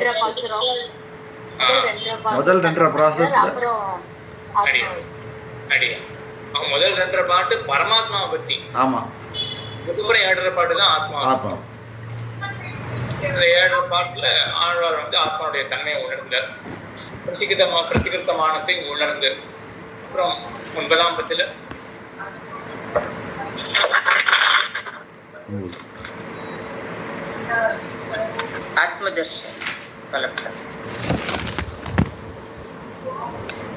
ஆத்ம தரிசனம். இன்னும் சில விஷயங்கள் இருக்கு. விமலா மாமி ஆழ்வார் பெற வேண்டிய பலத்தை அந்த இந்த ஜென்மத்தின் இறுதி பெறுவதாக அத்தியந்த பரதம் மரணமானால் வைகுண்டம். அதாவது இனிமே இந்த அவஸ்தை இல்ல, இந்த காலம் லிமிட் சொல்ற பெருமாள், இந்த கால முடிவுல காலாவதி, அந்த முடிவுல ஆழ்வார்க்கு இனிமே விளம்பம் இல்லை அப்படின்றது. ஆத்ம தர்சன பல பிராப்தி மரணாவதியாக பெற்று, அவதி அப்படின்னா எல்லை, மரணம் தான் எல்லை, அதுக்கு மேல விளம்பம் கிடையாது. சரி, 8ல என்ன ஆச்சு ஆழ்வாருக்கு? ஆத்மாவினுடைய தன்மையை உணர்ந்த, ஆத்மாவினுடைய தன்மையை உணரும் பொழுது தன்மை பாரதந்திரம் அப்படின்ற தன்மை, பகவதேக சேஷத்துவம், எல்லா தன்மைகளும் 3 ஆக்காரங்கள் சொல்வார்கள் ஆத்மாவுக்கு. இது கேள்விப்பட்டிருக்கீங்களா? 3 திருமந்திரத்தில் இருக்கக்கூடிய 3 பதத்தினால ஆத்மாவுக்கு 3 ஆக்காரங்கள், 3 தன்மைகள் தெரியப்படுகின்றன. 3 தன்மைகள் ஆத்மாவுக்கு. அனன்யார்க சேஷம், அனன்ய சரணத்துவம், அனன்ய போகியத்துவம் அப்படி 3 தன்மைகள் இருக்கு இல்லையா? இந்த தன்மைகள் ஆத்மாவை ஆழ்வார் என்ன பண்ற, எம்பெருமானுக்கு பிரகாரம் அப்படின்னு தெரிஞ்சுக்கிறார். இந்த 3 தன்மைகளுடன் கூடினதாக தான் ஆழ்வார் தெரிஞ்சுக்கிறார் ஆத்மாவை. தெரிஞ்சப்பட அடுத்தது இது பலன் என்ன? அப்ப பகவானை போய் அடையணும் இல்லையா? அது எப்ப கிடைக்கும் அப்படின்னா மரணம் தான் அதுக்கு அவதி, அதான் லிமிட். அதுக்கு மேல காக்க வேண்டாம் ஆழ்வார் அப்படின்றது ஆழ்வார் இங்க 9ஆம் பத்துல பெற்றார். அப்புறம் 10ஆம் பத்துல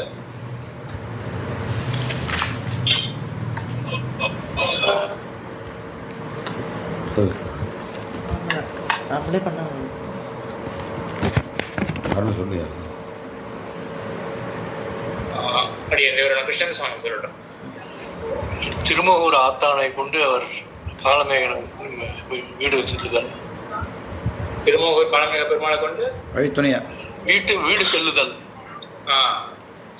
அந்த வீடு செல்லுதல்ன்ற இடத்துல முக்கியமான எங்க திருமூர் பெருமாள் எங்க வருவார்? துணையா கொண்டு எங்க துணையா வருவார்? அர்ச்சிராதி மார்க்கத்துல, அர்ச்சிராதி மார்க்கத்துல பெருமாள் வந்து துணையாக வருவார். சரி, அது ஒரு சம்பிரதாய அர்த்தம். அர்ச்சிராதி மார்க்கத்துல பெருமாள் வந்து இங்க ஆச்சாரியத்தை சூழ்நிலை அப்படின்னு என்னன்னா காலாசக்தி பல கத்திக்கு துணை கூட்டின அப்படின்னு ஆச்சாரியத்தை சாதிக்கிறேன். எம்பெருமான் வந்து கிட்ட நெருங்கி வரான், அதாவது மோட்சமானது அனித்தா இருக்கு. மோட்சத்துக்கு பலன் என்ன அப்படின்னா அர்ச்சிராதி மார்க்கம் வழியா போறது. போகும்பொழுது திரும்ப ஒரு ஆத்தன் காலமேக பெருமானை துணையாக ஆழ்வார் கூட பலர் அப்படின்றது. போன தடவை நம்ம போனது இல்லையா, எப்பயோ ஒரு விஷயத்தை பார்த்துருக்கோம் அடியன் இங்க இருக்கும் போதே. அதுக்கு என்ன ஒரு ஒரு விசேஷமான சம்பிரதாயம் அர்த்தம். ஆழ்வார் வந்து மரணாவதியாக பெற்றார். ஸ்ரீதரன் சுவாமி மற்றவர்களுக்கெல்லாம் ஆதிவாரிகராக வருவா, கூட வழித்துணையா வரார். பெருமாளே வரார், ஆழ்வாருக்கு வழித்துணையா வரார். அது ஒரு ஏற்றம், அது ஆழ்வாருக்கு நிச்சயமா அது ஒரு தண்ணி ஏற்றம் இருக்கு ஆழ்வார். ஏன்னா மற்றவாருக்குலாம் ஆதிவாகிகா கல்லிங்கா அப்படின்னு ஸ்ரீபாஷத்தை சூத்திரமே பண்றார் பெருமானார், அதாவது வேதவியாசம் பண்றார். அதனால ஆதிவாகிகர்கள் அவர்கள் தான் பெருமானால நீக்கப்பட்டவர்கள். மோட்சத்துக்கு போற ஆத்மாவை வழி நடத்த வேண்டும், இந்த வழி இதுதான் அப்படின்னு சொல்லி காட்டி கொடுக்கறதுக்கு ஏற்படுத்தப்பட்டார்கள். இது மோட்சத்துக்கு போகும் பொழுது ஆழ்வாருக்கு ஒரு நிலையானது இந்த வழித்துணையாக பெருமாள் வந்தார் அப்படின்றது. அது கூட மேற்பட ஒரு சம்பிரதாய அர்த்தத்தை நம்ம போன தடவை பார்த்தோம். 10ஆம் பத்தினுடைய ஆரம்பத்தில் நம்மளை தெரிவிக்கிறதாக பார்த்தோம்.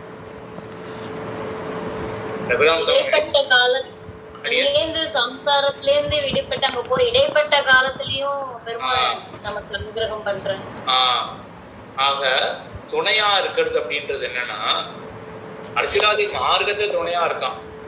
அது ஆழ்வாருக்கு பெருமாள் வழித்துணையாக திருமோகர் ஆத்தனே இருக்கான். பொதுவாக ஸ்ரீ வைஷ்ணவர்களுக்கெல்லாம் ஆழ்வார்களை போல் ஆழ்வாருடைய திருவடிகளை பற்றின ஸ்ரீ வைஷ்ணவர்கள் மற்ற பிரபந்தர்கள் அவர்களுக்கு எப்படின்னா இந்த குணத்தை நம்ம என்ன எடுத்துக்கணும், இங்க 10ஆம் பத்துல காட்டப்படக்கூடிய அந்த குணங்கள் இருக்கு. அதுல ஒரு குணம் வந்து என்ன ஆர்த்திகரத்தம் அப்படின்றது தெரிவித்தார், நம்மளை தெரிவித்தார். அது கூட நம்மளுடைய ஆச்சாரியருக்கு தெரிவித்தார். அது கூட என்ன எல்லா ஆத்மாக்களுக்கும் பொதுவான தன்மை தான், பொதுவான குணம் தான். அதே போல இங்கேயும் எல்லா ஆத்மாக்களுக்கும் பொதுவான குணம் என்ன நம்ம இங்க பார்க்கணும்னா சரணாகதி ஆயிடுச்சு. சரணாகதி ஆனப்புறம் மோட்சமானது நிச்சயம். அதாவது அந்த மாதிரி அந்த ஒரு நல்ல பிரபலங்களாக இருக்கிறவர்கள் அவர்களுக்கு மோட்சமானது நிச்சயம் அப்படின்றது அவர்களுக்கே தெரியும் அப்படின்னு ஸ்ரீவச்சன பூஷண கிரந்தங்கள்லாம் ஆச்சாரியெல்லாம் சாதிக்கிறது. சரி, மோட்ச நிச்சயம் தெரிஞ்சு போயிடுது. இப்போ இடைப்பட்ட நாள் இருக்கு இல்லையா, இந்த இடைப்பட்ட நாள்ல நம்ம கீழே விழுறதுக்கு எவ்வளவோ வாய்ப்பு இருக்கு. என்ன பண்ணலாம், எவ்வளவோ வாய்ப்பு இருக்கு. எப்படியாவது நம்ம அதுக்கு பிளான் பண்ணி, இப்போ நம்ம என்ன பண்றோம், இந்த சரீரம் நல்லபடி நடக்கணும் அப்படின்றதுக்காக எவ்வளவோ பிளான் பண்ணி தான் வச்சுக்கிறோம் இல்லையா. அவங்க இன்வெஸ்ட்மெண்ட் பண்ணலாமா, யாராவது பண்ணாமல் சொல்றேன். ஸோ அந்த மாதிரி நம்ம பிளான் பண்ணி வச்சுட்டு இருக்கோம் இல்லையா. அதே போல இடைப்பட்ட காலத்துல நம்ம என்ன பண்ணலாம் அப்படின்னு பிளான் பண்ணி நம்மளே டிசைட் பண்ண முடியுமா? டிசைட் பண்றதுக்கு இல்லை, நம்மளே ஆர்கனைஸ் பண்ணி வச்சுக்கலாம் நம்ம வாழ்க்கைய அப்படின்னா, நீ பண்ணி ஒண்ணுமே ஆக போறது கிடையாது. ஏன்னா அனாதி காலமா நீ பண்ணதெல்லாம் எப்படி நடந்துச்சுன்னா உனக்கு விபரீதமாக தான் போயிருக்கு. உன் கையில் உன் வாழ்க்கையை விட்டா நீ மறுபடியும் அந்த சம்சாரத்திலே தான் விழுவே ஒழிய. அதனால இந்த இடைப்பட்ட காலத்திலும் கூட நமக்கு வழித்துணையாக யார் இருக்கார்கள், இந்த இடைப்பட்ட காலத்துல துணையாக யார் இருக்கார்கள், அதே எம்பெருமான் தான் அப்படின்றது. இந்த வழித்துணை அப்படின்றது இந்த சம்பிரதாயத்திலே ரொம்ப முக்கியமான ஆக இதான் 10:10 பார்த்த அர்த்தம். சரி, இப்போ ஜிக்ஞாசாதிக்காரன் நம்ம என்ன பண்ணலாம்?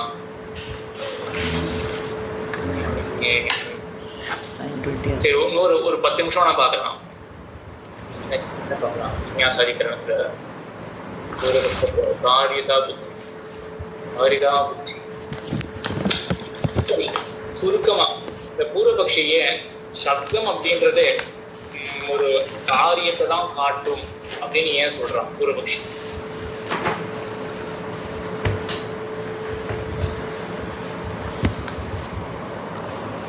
சப்தன்றது காரியத்தை தான் காட்டும்.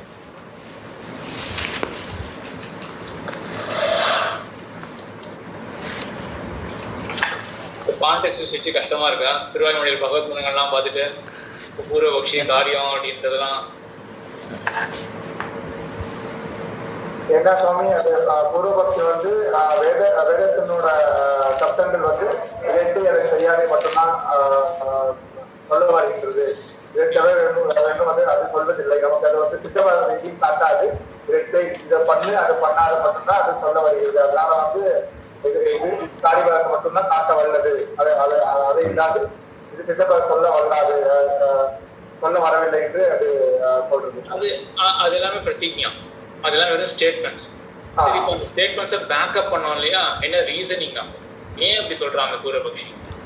வேதம் சொல் அப்படின்றது செய்யாது அப்படின்றது மட்டும் தான் காட்டும் அப்படின்றது என்ன ரீசனிங்? கோவிந்ததாஸ் சொல்றாங்க. அந்த குழந்தை குழந்தை எக்ஸாம்பிளா வச்சு சொல்றாங்க.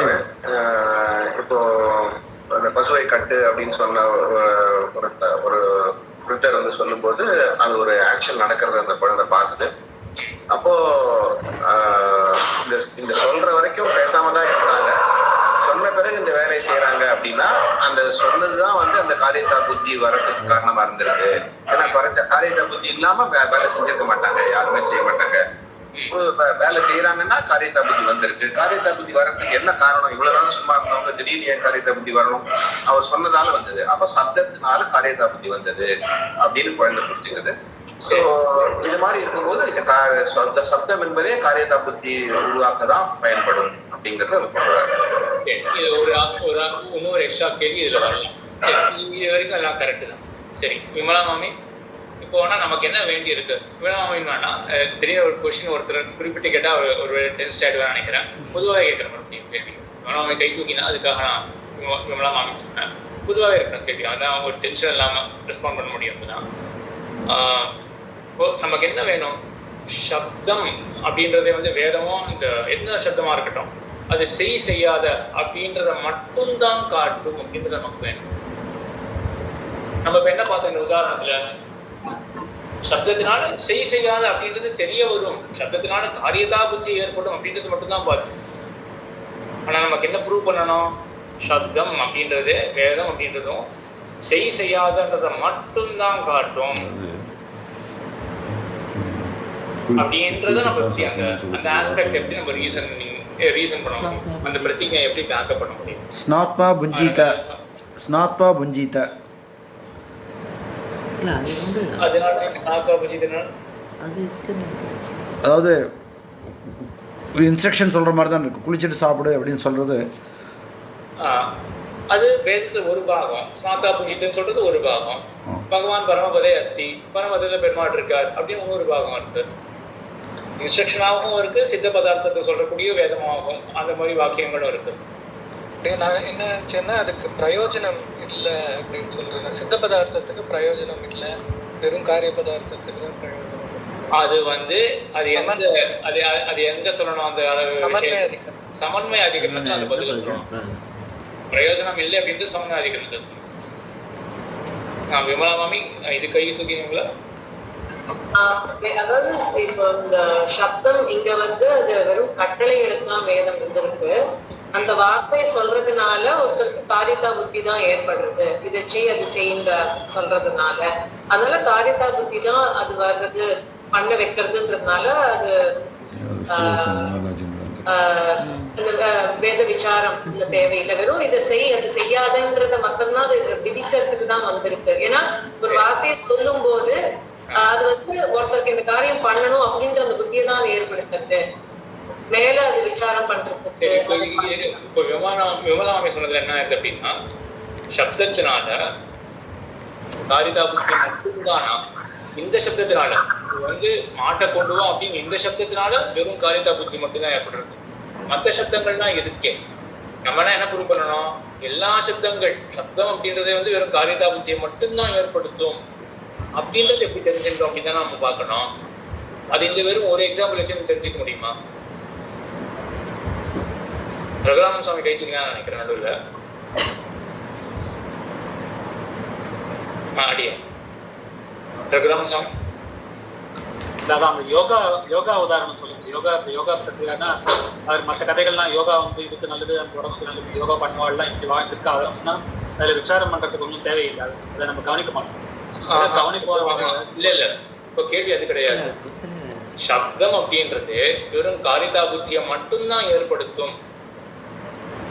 ஜோதிஷ்ட யாகம் செய்தால் ஸ்வர்க்கம் உண்டு என்ற வார்த்தை எடுத்துக்கலாமா? அந்த வார்த்தை சரி, ஆனா அது கூட மற்ற வார்த்தைகளும் இருக்கு. ஸ்வர்கத்துல இந்த மாதிரி 10 பேர் இருப்பா, 15 பேர் இருப்பா அப்படின்னு சொல்ற வாக்கியங்களும் இருக்கு. வெறும் ஜோதிஷ்டம யாகத்தை செய்ய ஸ்வர்க்கத்துக்காக அப்படின்னு மட்டும் இல்லாம பிரம்மம் பரமவாதத்துல இருக்கு அப்படின்னு சொல்ற வாக்கியம் இருக்கு. ஸ்வர்க்கத்துல இந்த மாதிரி 10 15 பேர் இருக்கு அப்படின்னு சொல்றதுக்கும் வாக்கியம் இருக்கு. சொல்லி அவனை தூண்டுறதுக்காக, அதெல்லாம் எதுக்கு இருக்குன்னா அவனை செயல தூண்டுறதுக்காக தான் இருக்கு. அது அப்படின்றது நம்ம ஏன் முடிவு பண்றோம்? செயல தூண்டுறதுக்காக தனியா இது அவன் முடிவு பண்ணிருக்கான். பூர்வ பட்சம் தப்பா தானே இருக்கும், மேற்பார்வையா பார்த்துட்டு முடிவு பண்ணிருக்கான். இல்ல, ஆனா அதுக்கும் நம்ம ஒரு சரியான ரீசன் சொல்லணும் இல்லையா? அவன் ஒரு ரீசன் சொல்லி வச்சிருக்கான் ஏன் இங்க வந்தாங்க. அஜ்ஞானத்தை போக்காத வார்த்தைகள் கிடையாது அப்படி சொல்ல முடியாது. கட்டளையா மட்டும் பாக்குறான். அதனால இல்ல ஆக்சுவலா சித்த பதார்த்தத்தினால ஒரு செயலும் ஏற்பட போறதில்ல. சித்த பதார்த்தம் இருக்குன்னு அறிய போறோம், ஆனாலும் ஒரு செயல் ஏற்பட போறதில்ல. அதனால அவன் என்ன சொல்றான், வேதம் எது காரியத்துல தூண்டுறதோ அதுதான் அவன் கொள்றான். கிட்டத்தட்ட பதில் வந்தாச்சு. ஆனா இதுவும் ஒரு சரியான பதில் கிடையாது. அதாவது ரிஃபைண்டா இல்ல. மஞ்சுளா மாமி, ஆபாத பிரதீதின்னு ஒரு இருக்கு இல்லையா?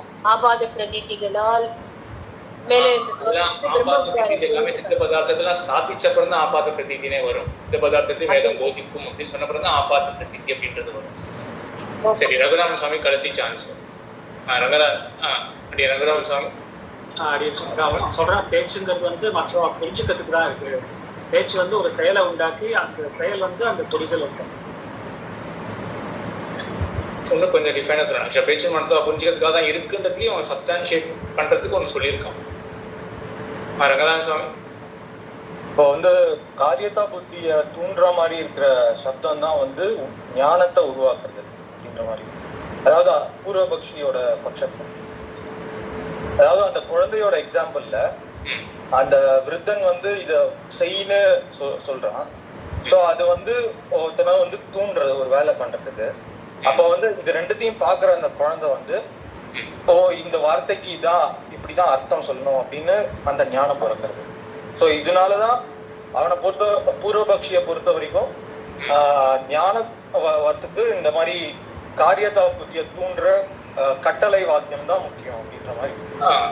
எதுவும் கிட்டத்தட்ட வந்தாச்சு பதில். நான் எல்லாத்தையும் சேர்த்து நான் இப்போ என்ன அபிப்பிராயம் சொல்றேன் பூர்வபட்சத்தில். வீடியோவில் சொல்லியிருக்கேன்னு நினைக்கிறேன். ஒரு காலம் சொல்லலைன்னா என்னையும் ரிமைண்ட் பண்ணுங்க. சொல்லலை அப்படின்றது சொல்லுங்க. என்ன தாற்பயம் எங்க பூர்வபக்ஷிக்கு அப்படின்னா,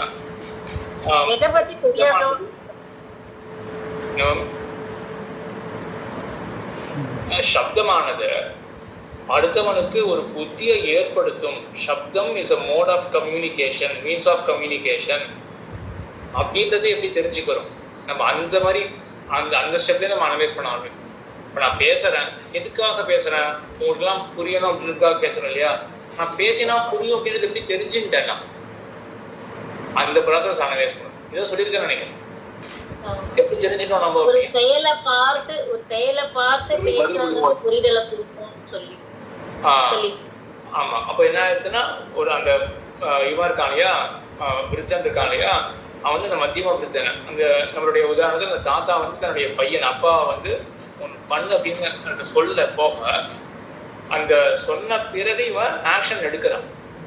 அப்போதான் அந்த குழந்தை என்ன தெரிஞ்சுக்கிறது? அப்போ பேசினா அடுத்தவனுக்கு புரியும். அது காரித்தா புத்தி ஏற்படுத்துறது அப்படின்றது இருக்கட்டும், சரியா? ஆனா பேசினா அடுத்தவனுக்கு புரியும் அப்படின்றத எப்படி தெரிஞ்சுக்கிட்டோம்? அது குழந்தை எப்படி தெரிஞ்சுக்கிறது? இந்த ஆக்ஷனை பார்த்துதான் தெரிஞ்சுக்கிறது.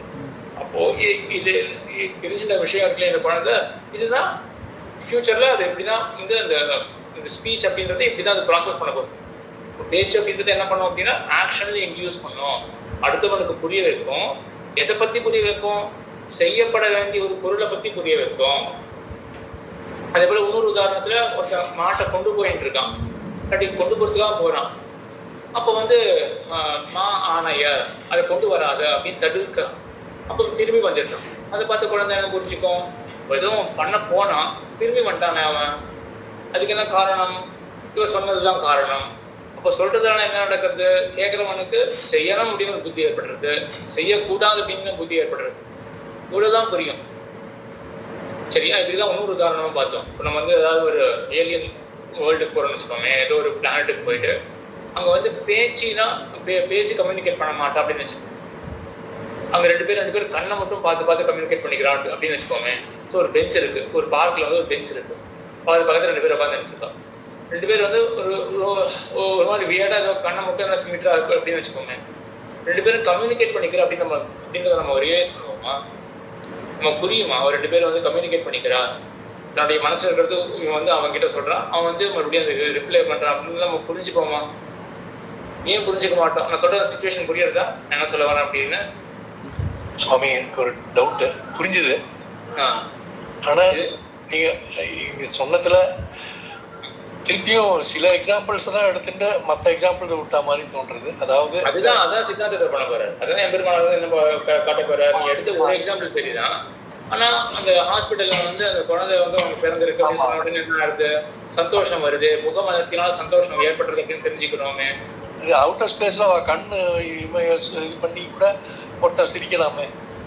அப்ப அதுதான் அந்த மாதிரி வச்சுக்கணும்னா சரி. அப்ப சிரிக்கலாம் அப்படின்னு வச்சுக்கணும்னா போங்க. ஆனா சிரிக்கிற வரையிலும் ரெண்டு பேரும் வந்து கண்ணை வச்சுட்டு வெறும் கம்யூனிகேட் பண்ணி பண்றான்னு வச்சுக்கோங்க.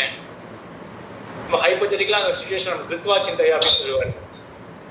நம்ம அந்த சிச்சுவேஷன்ல இருந்தோம்னா நமக்கு புரியுமா? ரெண்டு பேரும் கம்யூனிகேட் பண்ணிக்கிறா அப்படின்றது நமக்கு தெரியாமா? எனக்கு ஏதோ கண்டிப்பா தெரியாதுதான் தோன்றது. வெறும் கண்ணை மட்டும் சிமிட்டி ரெண்டு பேரும் பண்ணிக்கிறா, அது ஒரு மீன்ஸ் ஆஃப் கம்யூனிகேஷன் அப்படின்னு நமக்கு தோணாது. எப்போ தோணும்? அதே கண்ணை சிமிட்டப்புறம் இவங்க ஓடுறான்னு வச்சுக்கோங்க, ஒரு செயல் பண்ணா சரி. இப்போ ஏதாவது வந்து இது ஒரு செயலை பண்ணனா காரிதா புத்தி வேணும். அந்த காரிதா புத்தி எப்படி ஏற்பட்டது? கண்ணை சிமிட்டுறதுனாலதான் காரிதா புத்தி ஏற்பட்டது. இப்போ கண்ணு சிமிட்டுதல் அப்படின்றது வந்து காரிதா புத்தி ஏற்படுத்துறதுக்கு ஒரு காரணமாக இருக்கு அப்படின்னா அப்பதான் தெரிஞ்சுப்போம், சரியா? சிரிச்சாலும் தெரிஞ்சுக்கலாம். வச்சுதான் காரியம்னு புரிஞ்சுக்கணும்ல. ஆக்ஷன் வச்சு காரியம் கிடையாது, காரியம் தான் ஆக்ஷனு. அங்க தாற்பயம் கிடையாது. மறுபடியும் சொல்றேன், எல்லாரும் நல்லா புரிஞ்சுக்கோங்க இந்த விஷயத்த. ஆக்ஷன் தான் காரியமே. ஆக்ஷனை பார்த்துதான் நம்ம என்ன தெரிஞ்சுக்கிறோம்? யாராவது ஒருத்தர் சொல்றீங்களா? ஆக்ஷனை பார்த்து தான் நம்ம தெரிஞ்சுக்கிறோம். கம்யூனிகேஷன்ல ஏதோ ஒரு சொன்னதால புரிய வைக்க முடியும். புரியுறது சுபாவ சொன்னது புரியுறதுதான். வந்துட்டாங்க ஆனா முக்கியமான விஷயம் இங்க என்ன அப்படின்னா புரியறது அப்படின்றது தான். ஸோ ஆக்ஷனை பார்த்து தான் நம்ம என்ன தெரிஞ்சுப்போம் அப்படின்னா, ஒருத்தர் பேசினா இன்னொருத்தருக்கு புரியும். சரியா? இது ஆக்ஷனை பார்த்து தான் நம்ம தெரிஞ்சுப்போம் அப்படின்னு அவன் சொல்றான் பூர்வபக்ஷி. அதுக்குதான் எம்பெருமான. சரி, ஆனா இந்த கான்செப்ட் எல்லாருக்கும் கிளியரா இருக்கீங்களா? பூர்வபட்சத்துல முக்கியமான கான்செப்ட் இதுதான். சின்ன வயசுல நம்ம பேசினா அடுத்தவனுக்கு புரியும் அப்படின்றத எப்படி தெரிஞ்சுக்கிறோம்னா இதுதான் ஒண்ணுதான் உபாயம். அந்த ஆக்ஷனை பார்த்து தான் நம்மளால தெரிஞ்சுக்க முடியும். அதனால அப்ப பேசினா ஆக்ஷனை பார்த்து தான் தெரிஞ்சுக்கிறோம் அப்படின்னா என்ன ஆகுது? இப்போ பேச்சுன்றது வெறும் ஆக்ஷனை இன்டியூஸ் பண்ணும். புரியும், பேச்சுனா புரிய வைக்கும். என்ன புரிய வைக்கும்? ஆக்ஷனை பத்தி புரிய வைக்கும். செய் அப்படின்றது புரிய வைக்கும், செய்யாது அப்படின்றது புரிய வைக்கும். யாருக்காவது ஏதாவது கேள்விகள் இருக்கா இந்த விஷயத்துல? இது கொஞ்சம் இதெல்லாம் நம்ம வீடியோல சொன்ன மாதிரி தான் ஞாபகம்.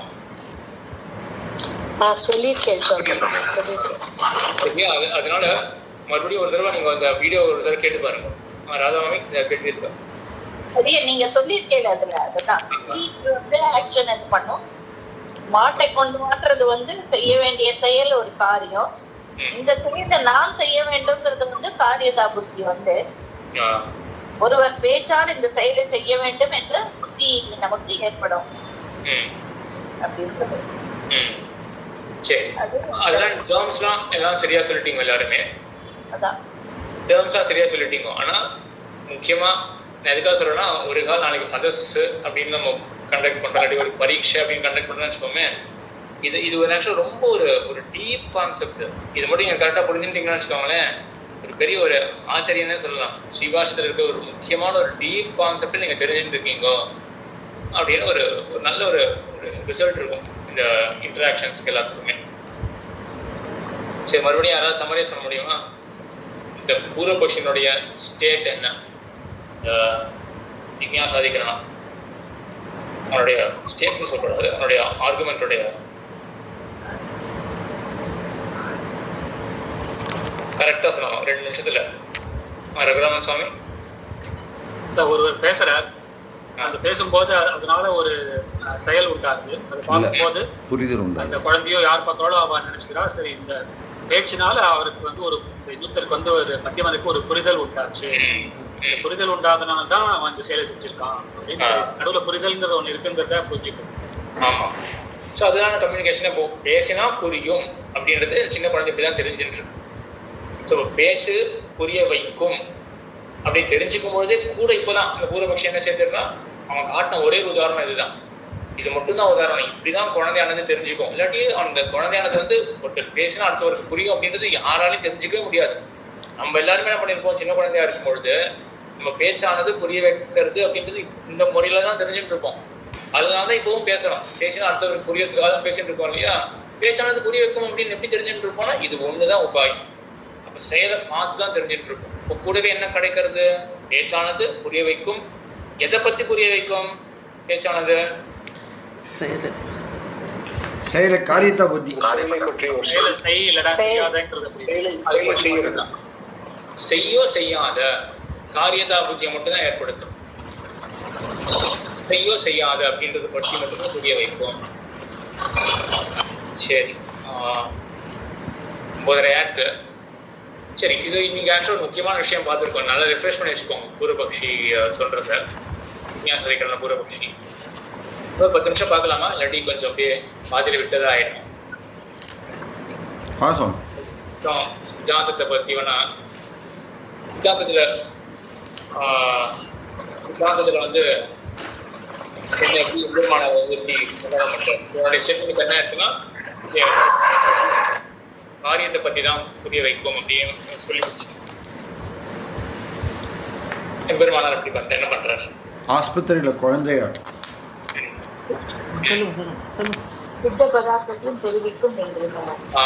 அது காட்டினா போதும். அப்படி என்ன சொல்றாங்கன்னா காரியத்தை மட்டும் தான் தெரிவிக்கும் அப்படின்னு சொல்றான்.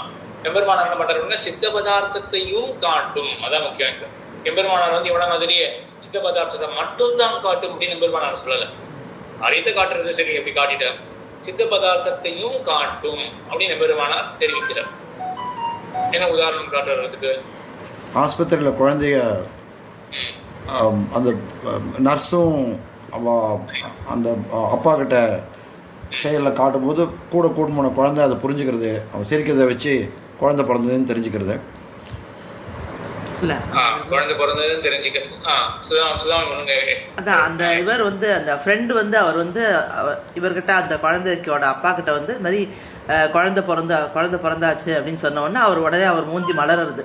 அந்த மலர்றதை பார்த்து அந்த குழந்தை வந்து இது மாதிரி குழந்தை பிறந்துருத்து அப்படிங்கிற விஷயத்த அது புரிஞ்சுக்கிறது. இப்போ என்ன குழந்தை பிறந்திருக்கு அப்படின்னு சித்த பதார்த்தம். சித்த பதார்த்தம். இப்போ அந்த ஃப்ரெண்டு வந்து என்ன சொல்லியிருக்கான், எதை பத்தி சொல்லியிருக்கான், சித்த பதார்த்தத்தை பத்தி சொல்லியிருக்கான். இதை பார்க்குற குழந்தை என்ன புரிஞ்சுக்கிறது, அப்போ இந்த ஸ்பீச் இருக்கு இல்லையா, இந்த சொல்லானது ஒரு சித்த பதார்த்தத்தை தெரிவிக்கிறதுக்கும் பயன்படுறது.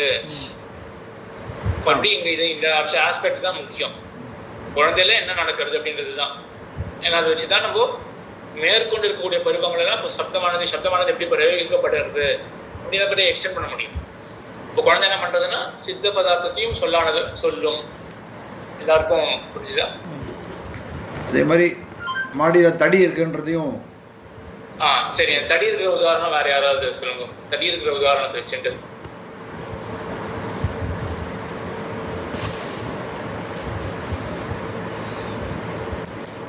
ஒரு தகப்பனார் தன் பையனிடம் செய்கையினால சொல்ற மாடி தடி இருக்கு என்பது அதை அண்ணாவிடம் தெரிவி என்று அதை சொல்றார். தடி இருப்பது தெரிவிக்க வேண்டும், அதுதான் அவருக்கு தெரிவிக்கணும்னு என்ன இருந்தது. இத ஒரு குழந்தை பார்த்து புரிஞ்சுக்கிறது. இல்ல கொஞ்சம் விட்டு போயிருக்கு விஷயங்கள்.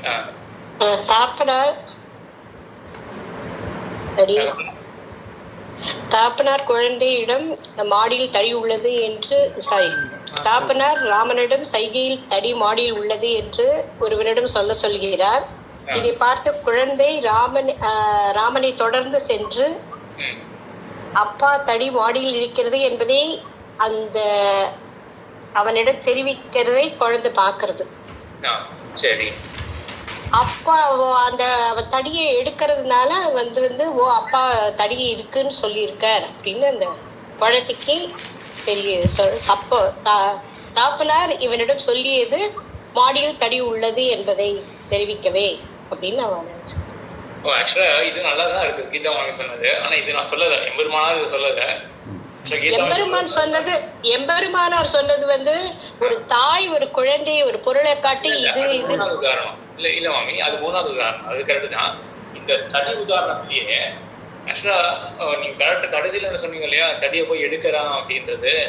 இதெல்லாம் அந்த செயலை பத்தி நான் எதுவுமே சொல்லலை, பெருமானார் சொல்லலை. பெருமானார் சொன்னதான் நான் சொன்னாங்க. அந்த செயல் எதுவுமே கொண்டு வரல. ஆக்சுவலா நீங்க சொல்ற விதத்தை யோசிச்சா வேற ஒரு அர்த்தம் புரியுது. நம்ம என்ன ரெண்டாவது எக்ஸாம்பிள் என்ன கொண்டு வரணும், சித்த பதார்த்தத்தை சொல்லானது தெரிவிக்கிறது அப்படின்றத கொண்டு வரணும். அது மட்டும் எக்ஸாக்டா சொல்றீங்களா? இந்த மாதிரி விஷயங்கள்லாம் கஷ்டமான விஷயம். நீங்க எல்லாருமே இவ்வளவு சொல்றதே ஒரு பெரிய விஷயம் தான். ஏன்னா ஸ்ரீபாஷன்றது அது சும்மா அவங்க வந்து தர்க்கம் விவாசம் எல்லாம் படிச்சுட்டு ஸ்ரீபாஷத்துக்கு வருதுன்றது.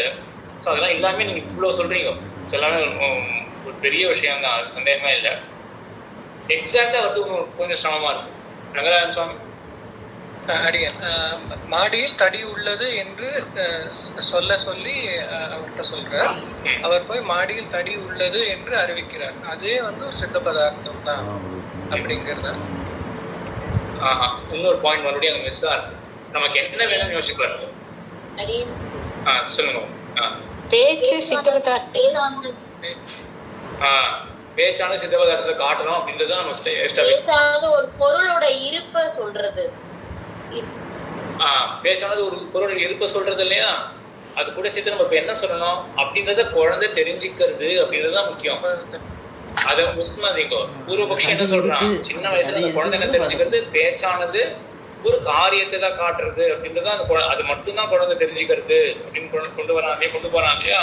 அதே போல சித்தாந்தத்தை என்ன சொல்லணும், அப்படி கிடையாது. குழந்தை பருவத்துல கூட குழந்தை என்ன பண்றது, சித்த பதார்த்தத்தை பேச்சானது தெரிவிக்கும் அப்படின்றதையும் தெரிஞ்சுக்கிறதுன்னு சொல்லணும். இப்ப இந்த ஹாஸ்பிட்டல் விஷயத்துல மறுபடியும் சொல்றேன், என்ன தங்க அந்த ஃப்ரெண்ட் வந்து அப்பா கிட்ட சொல்றான் இல்லையா, அவன் பேசுறான், பேசினதுனால அப்பாவுக்கு புரிஞ்சுது அப்படின்றது குழந்தை புரிஞ்சுக்கிறது. அப்பாவுக்கு என்ன புரிஞ்சுது, குழந்தை பிறந்திருக்கு அப்படின்றது புரிஞ்சுது அப்பாவுக்கு அப்படின்னு இந்த மூத்த குழந்தை புரிஞ்சுக்கிறது. உதாரணம் எல்லாம் கிளியரா இருக்கா என்ன சொல்ல வரேன்றது? சுவாமி ஒரு சந்தேகம் இதுல. இப்போ அந்த குழந்தை அவன் போய் பாக்குறது, பட் அவன் ஒன்லி தடி இருக்குன்னு தானே சொல்றாரு அவர். பட் அது தடிய சொன்னாலும் அது எப்படி புரிஞ்சுக்கும்? சரி, இதையும் சொல்லியிருக்க வீடியோல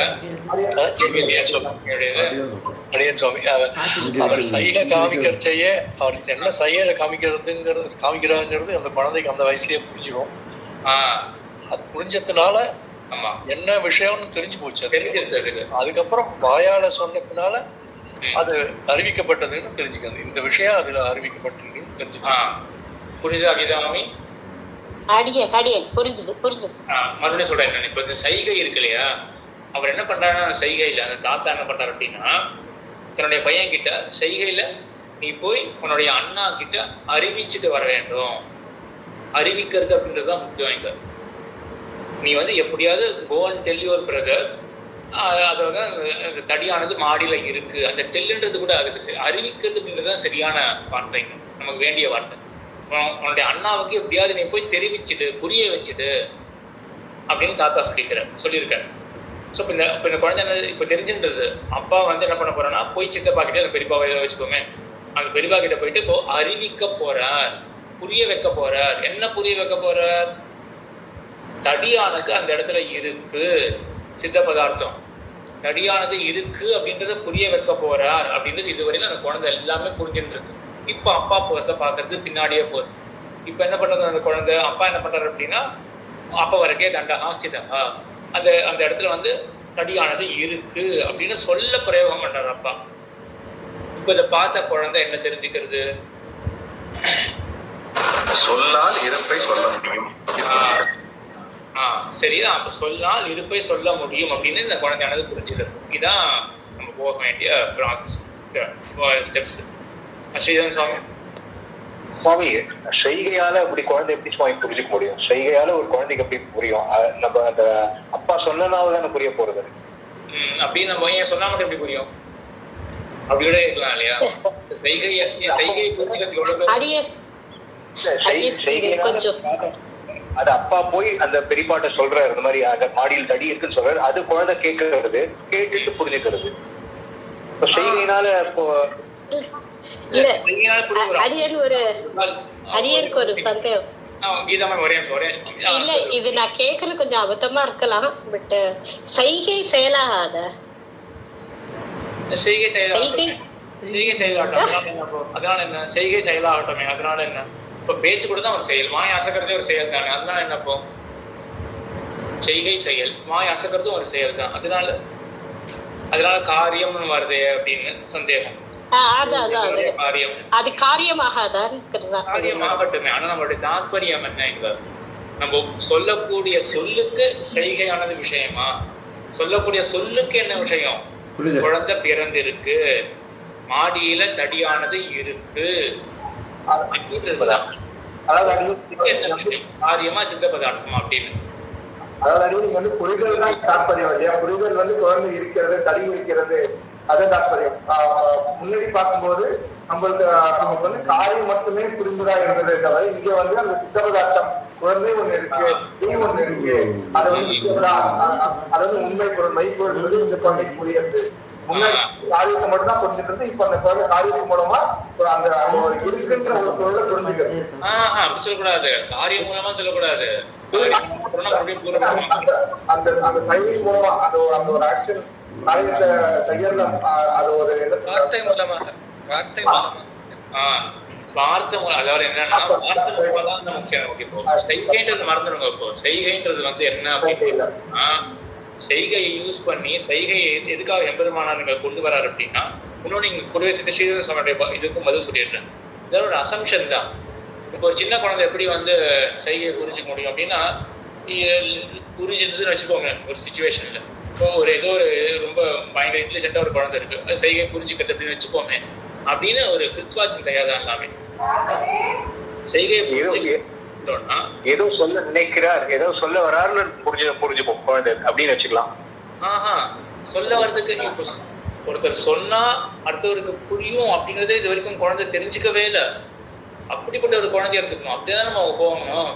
ஃபர்ஸ்ட் நம்ம எப்படி தெரிஞ்சுக்கணும்? Speech is a means of communication அப்படின்றத ஃபர்ஸ்ட் நம்ம எப்படி தெரிஞ்சுக்கிறோம் அப்படின்னு அனலைஸ் பண்றோம். ஒருத்தர் பேசினா அடுத்தவருக்கு புரியும் அப்படின்றது எப்படி தெரியும் அப்படின்ற கான்டெக்ஸ்ட்ல இது எல்லாத்தையும் பார்க்கணும்.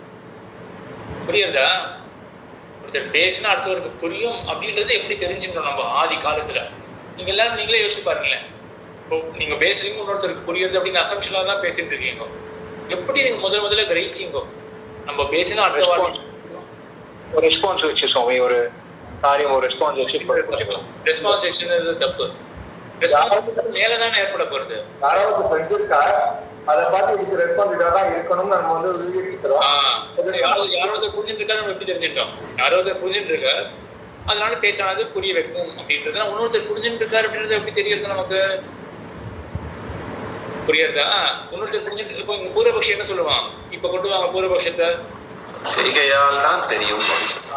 அவனுடைய செயல் ஏற்பட்டிருக்கனாலதான் அவனுக்கு இப்போ காரியதா புத்தி ஏற்பட்டிருக்கு, ஒரு புரிதல் ஏற்பட்டிருக்கு. அப்போ பேச்சானது புரிதலை ஏற்படுத்தும் அப்படின்றது பூர்வபக்ஷி எப்படி கொண்டு போயிடுவான். பெரும்பாலான எப்படி ஸ்தாபிக்கணும்? வெறும் செயலானது அதாவது பேச்சானது வெறும் செயலை மட்டும் தான் தெரிவிக்கும் அப்படின்னு குழந்தை கிரகிக்காது. சித்த பதார்த்தத்தையும் பேச்சானது சொல்லும் அப்படின்றதுக்கும் உதாரணங்கள் இருக்கு. அது ஒரு உதாரணம் அந்த ஹாஸ்பிட்டல் விஷயம். இன்னொரு உதாரணம் இந்த ஜிக்ஞாசாதிகரணம் வந்து கொஞ்சம் சிரமம் தான். ஜிக்ஞாசாதிகரணம் இந்த உதாரணத்தை மறுபடியும் வந்து அடுத்த தடவை பார்ப்போம். நீங்க கரெக்டா புரிஞ்சுட்டு இருக்கீங்கன்னு நான் எப்படி டெஸ்ட் பண்றது எனக்கு தெரியல. இன்னொன்னு உங்களுக்கு ஃபுல்லா புரியலன்னா கூட ஒரு குறையே கிடையாது. அதான் சொல்றேன் இல்லையா, இது வந்து தர்க்கம் விமர்சனம் படிச்சு கஷ்டப்பட்டு தெரிஞ்சுக்க வேண்டிய அர்த்தம். அது வந்து நீங்க இவ்வளவு விஷயங்கள் தெரிஞ்சுட்டு இருக்கீங்கிறது அது ஒரு பெரிய விஷயம். ஸ்ரீபாஷ சதஸுக்கு போனா கூட எல்லாருமே இந்த ஒரு டீப்பான அர்த்தம் கேட்டா எல்லாரும் சொல்லுவார்களான்னு கூட சொல்ல முடியாது. ஸோ அந்த விதத்துல நிறைய விஷயம் தெரிஞ்சு வச்சுட்டு இருக்கீங்க. இன்னும் சில கேப்ஸ்லாம் ஃபில் பண்ணணும். அதுக்கு சரியான ப்ராசஸ் என்னன்னு தான் யோசிக்கிறேன். நான் ஒரு கொஞ்சம் கேட்கணும். அப்படியே அவர் சைகையால காமிச்சுட்டார். அப்பா போய் பெரியப்பாட்ட சொல்றா, அவ்வளவுதான் குழந்தை பாக்குறது. வாய் வார்த்தைகள்ல என்ன சொன்னார் அந்த புரிதல் இருக்கா இல்லையான்னு தெரியல. ஆனா அது யூகம் பண்ணிக்கும். தாத்தா சொன்னதை இவர் சொல்லியிருக்கணும், ஏன்னா அப்பா சொன்னதை அவர் ஃபாலோ பண்றாரு அப்படிங்கறத வச்சுன்னு புரிஞ்சுக்கலாம். ஏன்னா சைகையில சொன்னது புரிஞ்சு கொடுத்து அதுக்கு. ஆனா இல்ல, அதாவது கொஞ்சம் டவுட் இருந்தது. பெரியப்பா போய் கம்பை எடுத்தோ இல்ல கம்பு அங்க இருக்கா சரி அப்படின்னு கையை காமிச்சாலோ அது சர்க்கிள் கம்ப்ளீட் ஆகும் வாய்ப்பு இருக்கு. அப்ப குழந்தைக்கு நன்னாவே புரியும் இந்த மாதிரி கம்பு இருக்கிறத அப்பா சொல்லி பெரியப்பா புரிஞ்சுட்டு இருக்க அப்படிங்கிறதுக்கு அடையாளம் இன்னும் வரல. சரி, கிருஷ்ணசாமி நல்லா கேட்டிருக்கேன். நல்ல ஒரு கேள்வி கேட்டிருக்கேன் கிருஷ்ணசாமி. இப்படி வச்சுக்கோங்க, இப்போ அந்த குழந்தைக்கு முன்னாடி கிருஷ்ணசாமி ஒரு டீப்பான கொஸ்டின் கேட்டிருக்க, எல்லாருக்கும் புரிஞ்சுதா அப்படின்னு தெரியல. நம்ம ஒன்று பண்ணுவோம். ரொம்ப டைம் ஆயிருக்கு, இது ரொம்ப கஷ்டமான விஷயம் வேறு. இந்த ஒரு ஆனால் நல்ல கேள்வி இது கிருஷ்ணசாமி கேட்டது. நம்ம அடுத்த வாரத்துக்கு அப்படியே தள்ளி போட்டுருவோமா இதை? சுவாமி அடியன் ரெண்டு டாபிக் ஒரு நாள்ல பண்றதுங்கிறது கொஞ்சம் டஃப் தான் சுவாமி. நம்ம இதை மட்டும் தனியா எடுத்துக்கிறது தான் நல்லது. சரி, எனக்கு என்னன்னா திருவாய்மொழி அப்படியே போயிட்டே இருந்தது, அதை முடிக்கணும் அப்படின்றது தான் ஒரு இடம் இருந்தது. இதையும் ரிவைஸ் பண்ணி ஆகணும். ஸோ ஆனால் இது நல்ல விஷயம். அந்த ஜிக்ஞாசாதிகரணத்துல இதுக்கு நிறைய டைம் வேணும். சரி, நம்ம அடுத்த வாரம் கிருஷ்ணசாமி தேவர் அப்படியே இந்த கேள்வியை அப்படியே மனசில் வச்சுட்டு அடுத்த வாரம் இந்த கேள்வியை பார்ப்போம். கம்ப்ளீட் ஆகிறதுக்கு இது வேணுமே அப்படின்ற ஒரு கேள்வி இருக்கு. எப்பவுமே அற்புதமான விஷயம். ஆமா, அதனால இன்ட்ராக்ஷன் பண்ணதான் வந்து இது நல்ல மனசு படுவோம் இந்த விஷயங்கள்லாம். ஒன்னொன்னு சொல்றேன். ஸோ ஜிக்ஞாசா அதிகரணம் அதான் எனக்கு கொஞ்சம் இதுவாக இருந்தது. ஜிக்ஞாசா கஷ்டமான அதிகரணமாச்சே, எப்படி என்ன புரிஞ்செடுத்து சுலபம் அப்படின்னு சொல்றாலே எனக்கு ஒரு மாதிரி சந்தேகமாக தான் இருந்தது. ஸோ அந்த ஆப்டிமிசம் இருக்கு இல்லையா, அதுக்கும் எனக்கு வந்து இன்னைக்கு ஒரு விஷயம் கிடைச்சிருக்கு. சரி, நிறைய பேர் நல்லாவே புரிஞ்சுட்டு இருக்கா அப்படி, அதுலேயும் சந்தேகம் இல்லை. ஆனால் அந்த ஃபுல்னஸ்ன்றது ரொம்ப கஷ்டமான விஷயம். நிறைய உண்மையான நடந்ததை சொல்லணும் அப்படின்னா, நான் ஸ்ரீபாஷ கலெக்ஷன் பண்ணும்போது கூட ஜிக்ஞாசாதிகரணம் சட்டுன்னு என்ன அப்படின்றதுலாம் கொஞ்சம் டைம் ஆச்சு எனக்கு. அது எப்படி கொண்டு போகிறது அப்படின்றது புரிஞ்சுக்கிறதுக்கு கொஞ்சம் டைம் ஆச்சு. ஸோ அது கண்டிப்பாக ஆகும். அது எடுத்தோடனே எல்லா ஆஸ்பெக்ட்ஸும் புரியாது. ஸோ இவ்வளோ விஷயங்கள் புரிஞ்சது ஒரு பெரிய விஷயம். ஜிக்ஞாசாதிகரணம் தாண்டி ஜென்மாதிகரணம் வந்து கொஞ்சம் இதுவாக தான் ரிவைஸ் பண்ணும்போது மறுபடியும் சுலபமாக தான் இருக்கும். இந்த பேஸை வச்சுட்டு நம்ம வந்து அடுத்து அந்த 5லேருந்து நம்ம ப்ரொசீட் பண்ண ஆரம்பிச்சோம்னு வச்சுக்கோமே, ரொம்ப கிடுகிடுன்னு எல்லாமே விறுவிறுன்னு புதுசாக அர்த்தங்கள் தெரிஞ்சுப்போம். அங்கே நிறைய விஷயங்கள் புதுசாக புரிஞ்சுப்போம். இவ்வளவு ரொம்ப டீப்பாக போகிற தேவையும் இருக்காது. ஏற்கனவே ஓரளவுக்கு டீப்பான நாலேஜ் நம்ம ஏற்கனவே வந்திருக்கும். அதை வச்சுட்டு நம்ம மேற்கொண்டு ப்ரொசீட் பண்ணுறதுலாம் ரொம்ப திருப்தியாக இருக்கும், திருப்திகரமாக இருக்கும் அப்படின்றத சொல்லிட்டு மறுபடியும் அடுத்த வாரம் ஜிக்ஞாசாதிகரணத்துல கொஞ்சம் சிரமப்படுவோம். அடுத்த வாரம் கொஞ்சம் சிரமப்படுவோம் ஜிக்ஞாசாதிகரணத்துல. கண்டிப்பா கண்டிப்பா அது வந்து தோன்றது எனக்கு டிஸ்கஷன் வேணும்னா தோன்றது இருக்குமே, அதுக்கு மட்டுமே தனியாக டிஸ்கஷன் வேணும்னு தோன்றது. ஆமா ஆமா, ஜிக்ஞாசாதிகரணம் கண்டிப்பா வருது. மறுபடியும் நீங்களும் ஒன்று பண்ணுங்க, எல்லாருமே வந்து கொஞ்சம் அந்த வீடியோஸை மறுபடியும் கொஞ்சம் நல்லா பார்த்துட்டு இப்போ பெர்ஸ்பெக்டிவோட நீங்க மறுபடியும் வீடியோஸை பார்த்தீங்கன்னா உங்களுக்கு இன்னும் வந்து ஒரு நல்ல கிளாரிட்டி கிடைக்கும். எங்கேயாவது அந்த மிஸ்ஸிங் பீசஸ்ன்னு சொல்லுவா இல்லையா, அதை நீங்களே வந்து அந்த அந்த இதெல்லாம் அந்த பகுதிகளெல்லாம் நீங்களே அடைக்க முடியும். உங்களுக்கு கண்டிப்பாக ஒரு தெளிவு இருக்கும். நம்ம அடுத்த வாரம் மறுபடியும் என்கிட்ட காலேஜ் பார்க்கலாம். ஜிக்ஞாசாதிகரணத்துக்கு மட்டுமே வச்சுக்கலாம். போதுக்கு வேதாந்தாச்சாரியருடைய ரத்தங்கள் இருக்கு. சரி, அப்போ தள்ளி தான் போடணும். அடுத்த வாரம் ஜிக்ஞாசாதிகரணத்துக்கு மட்டுமே வச்சுக்கலாம். சரி. அடியன் ராமானுதாஸ். அடியன் ராமானுதாஸ். அடியன் சுவாமி. ராமானுஜன்.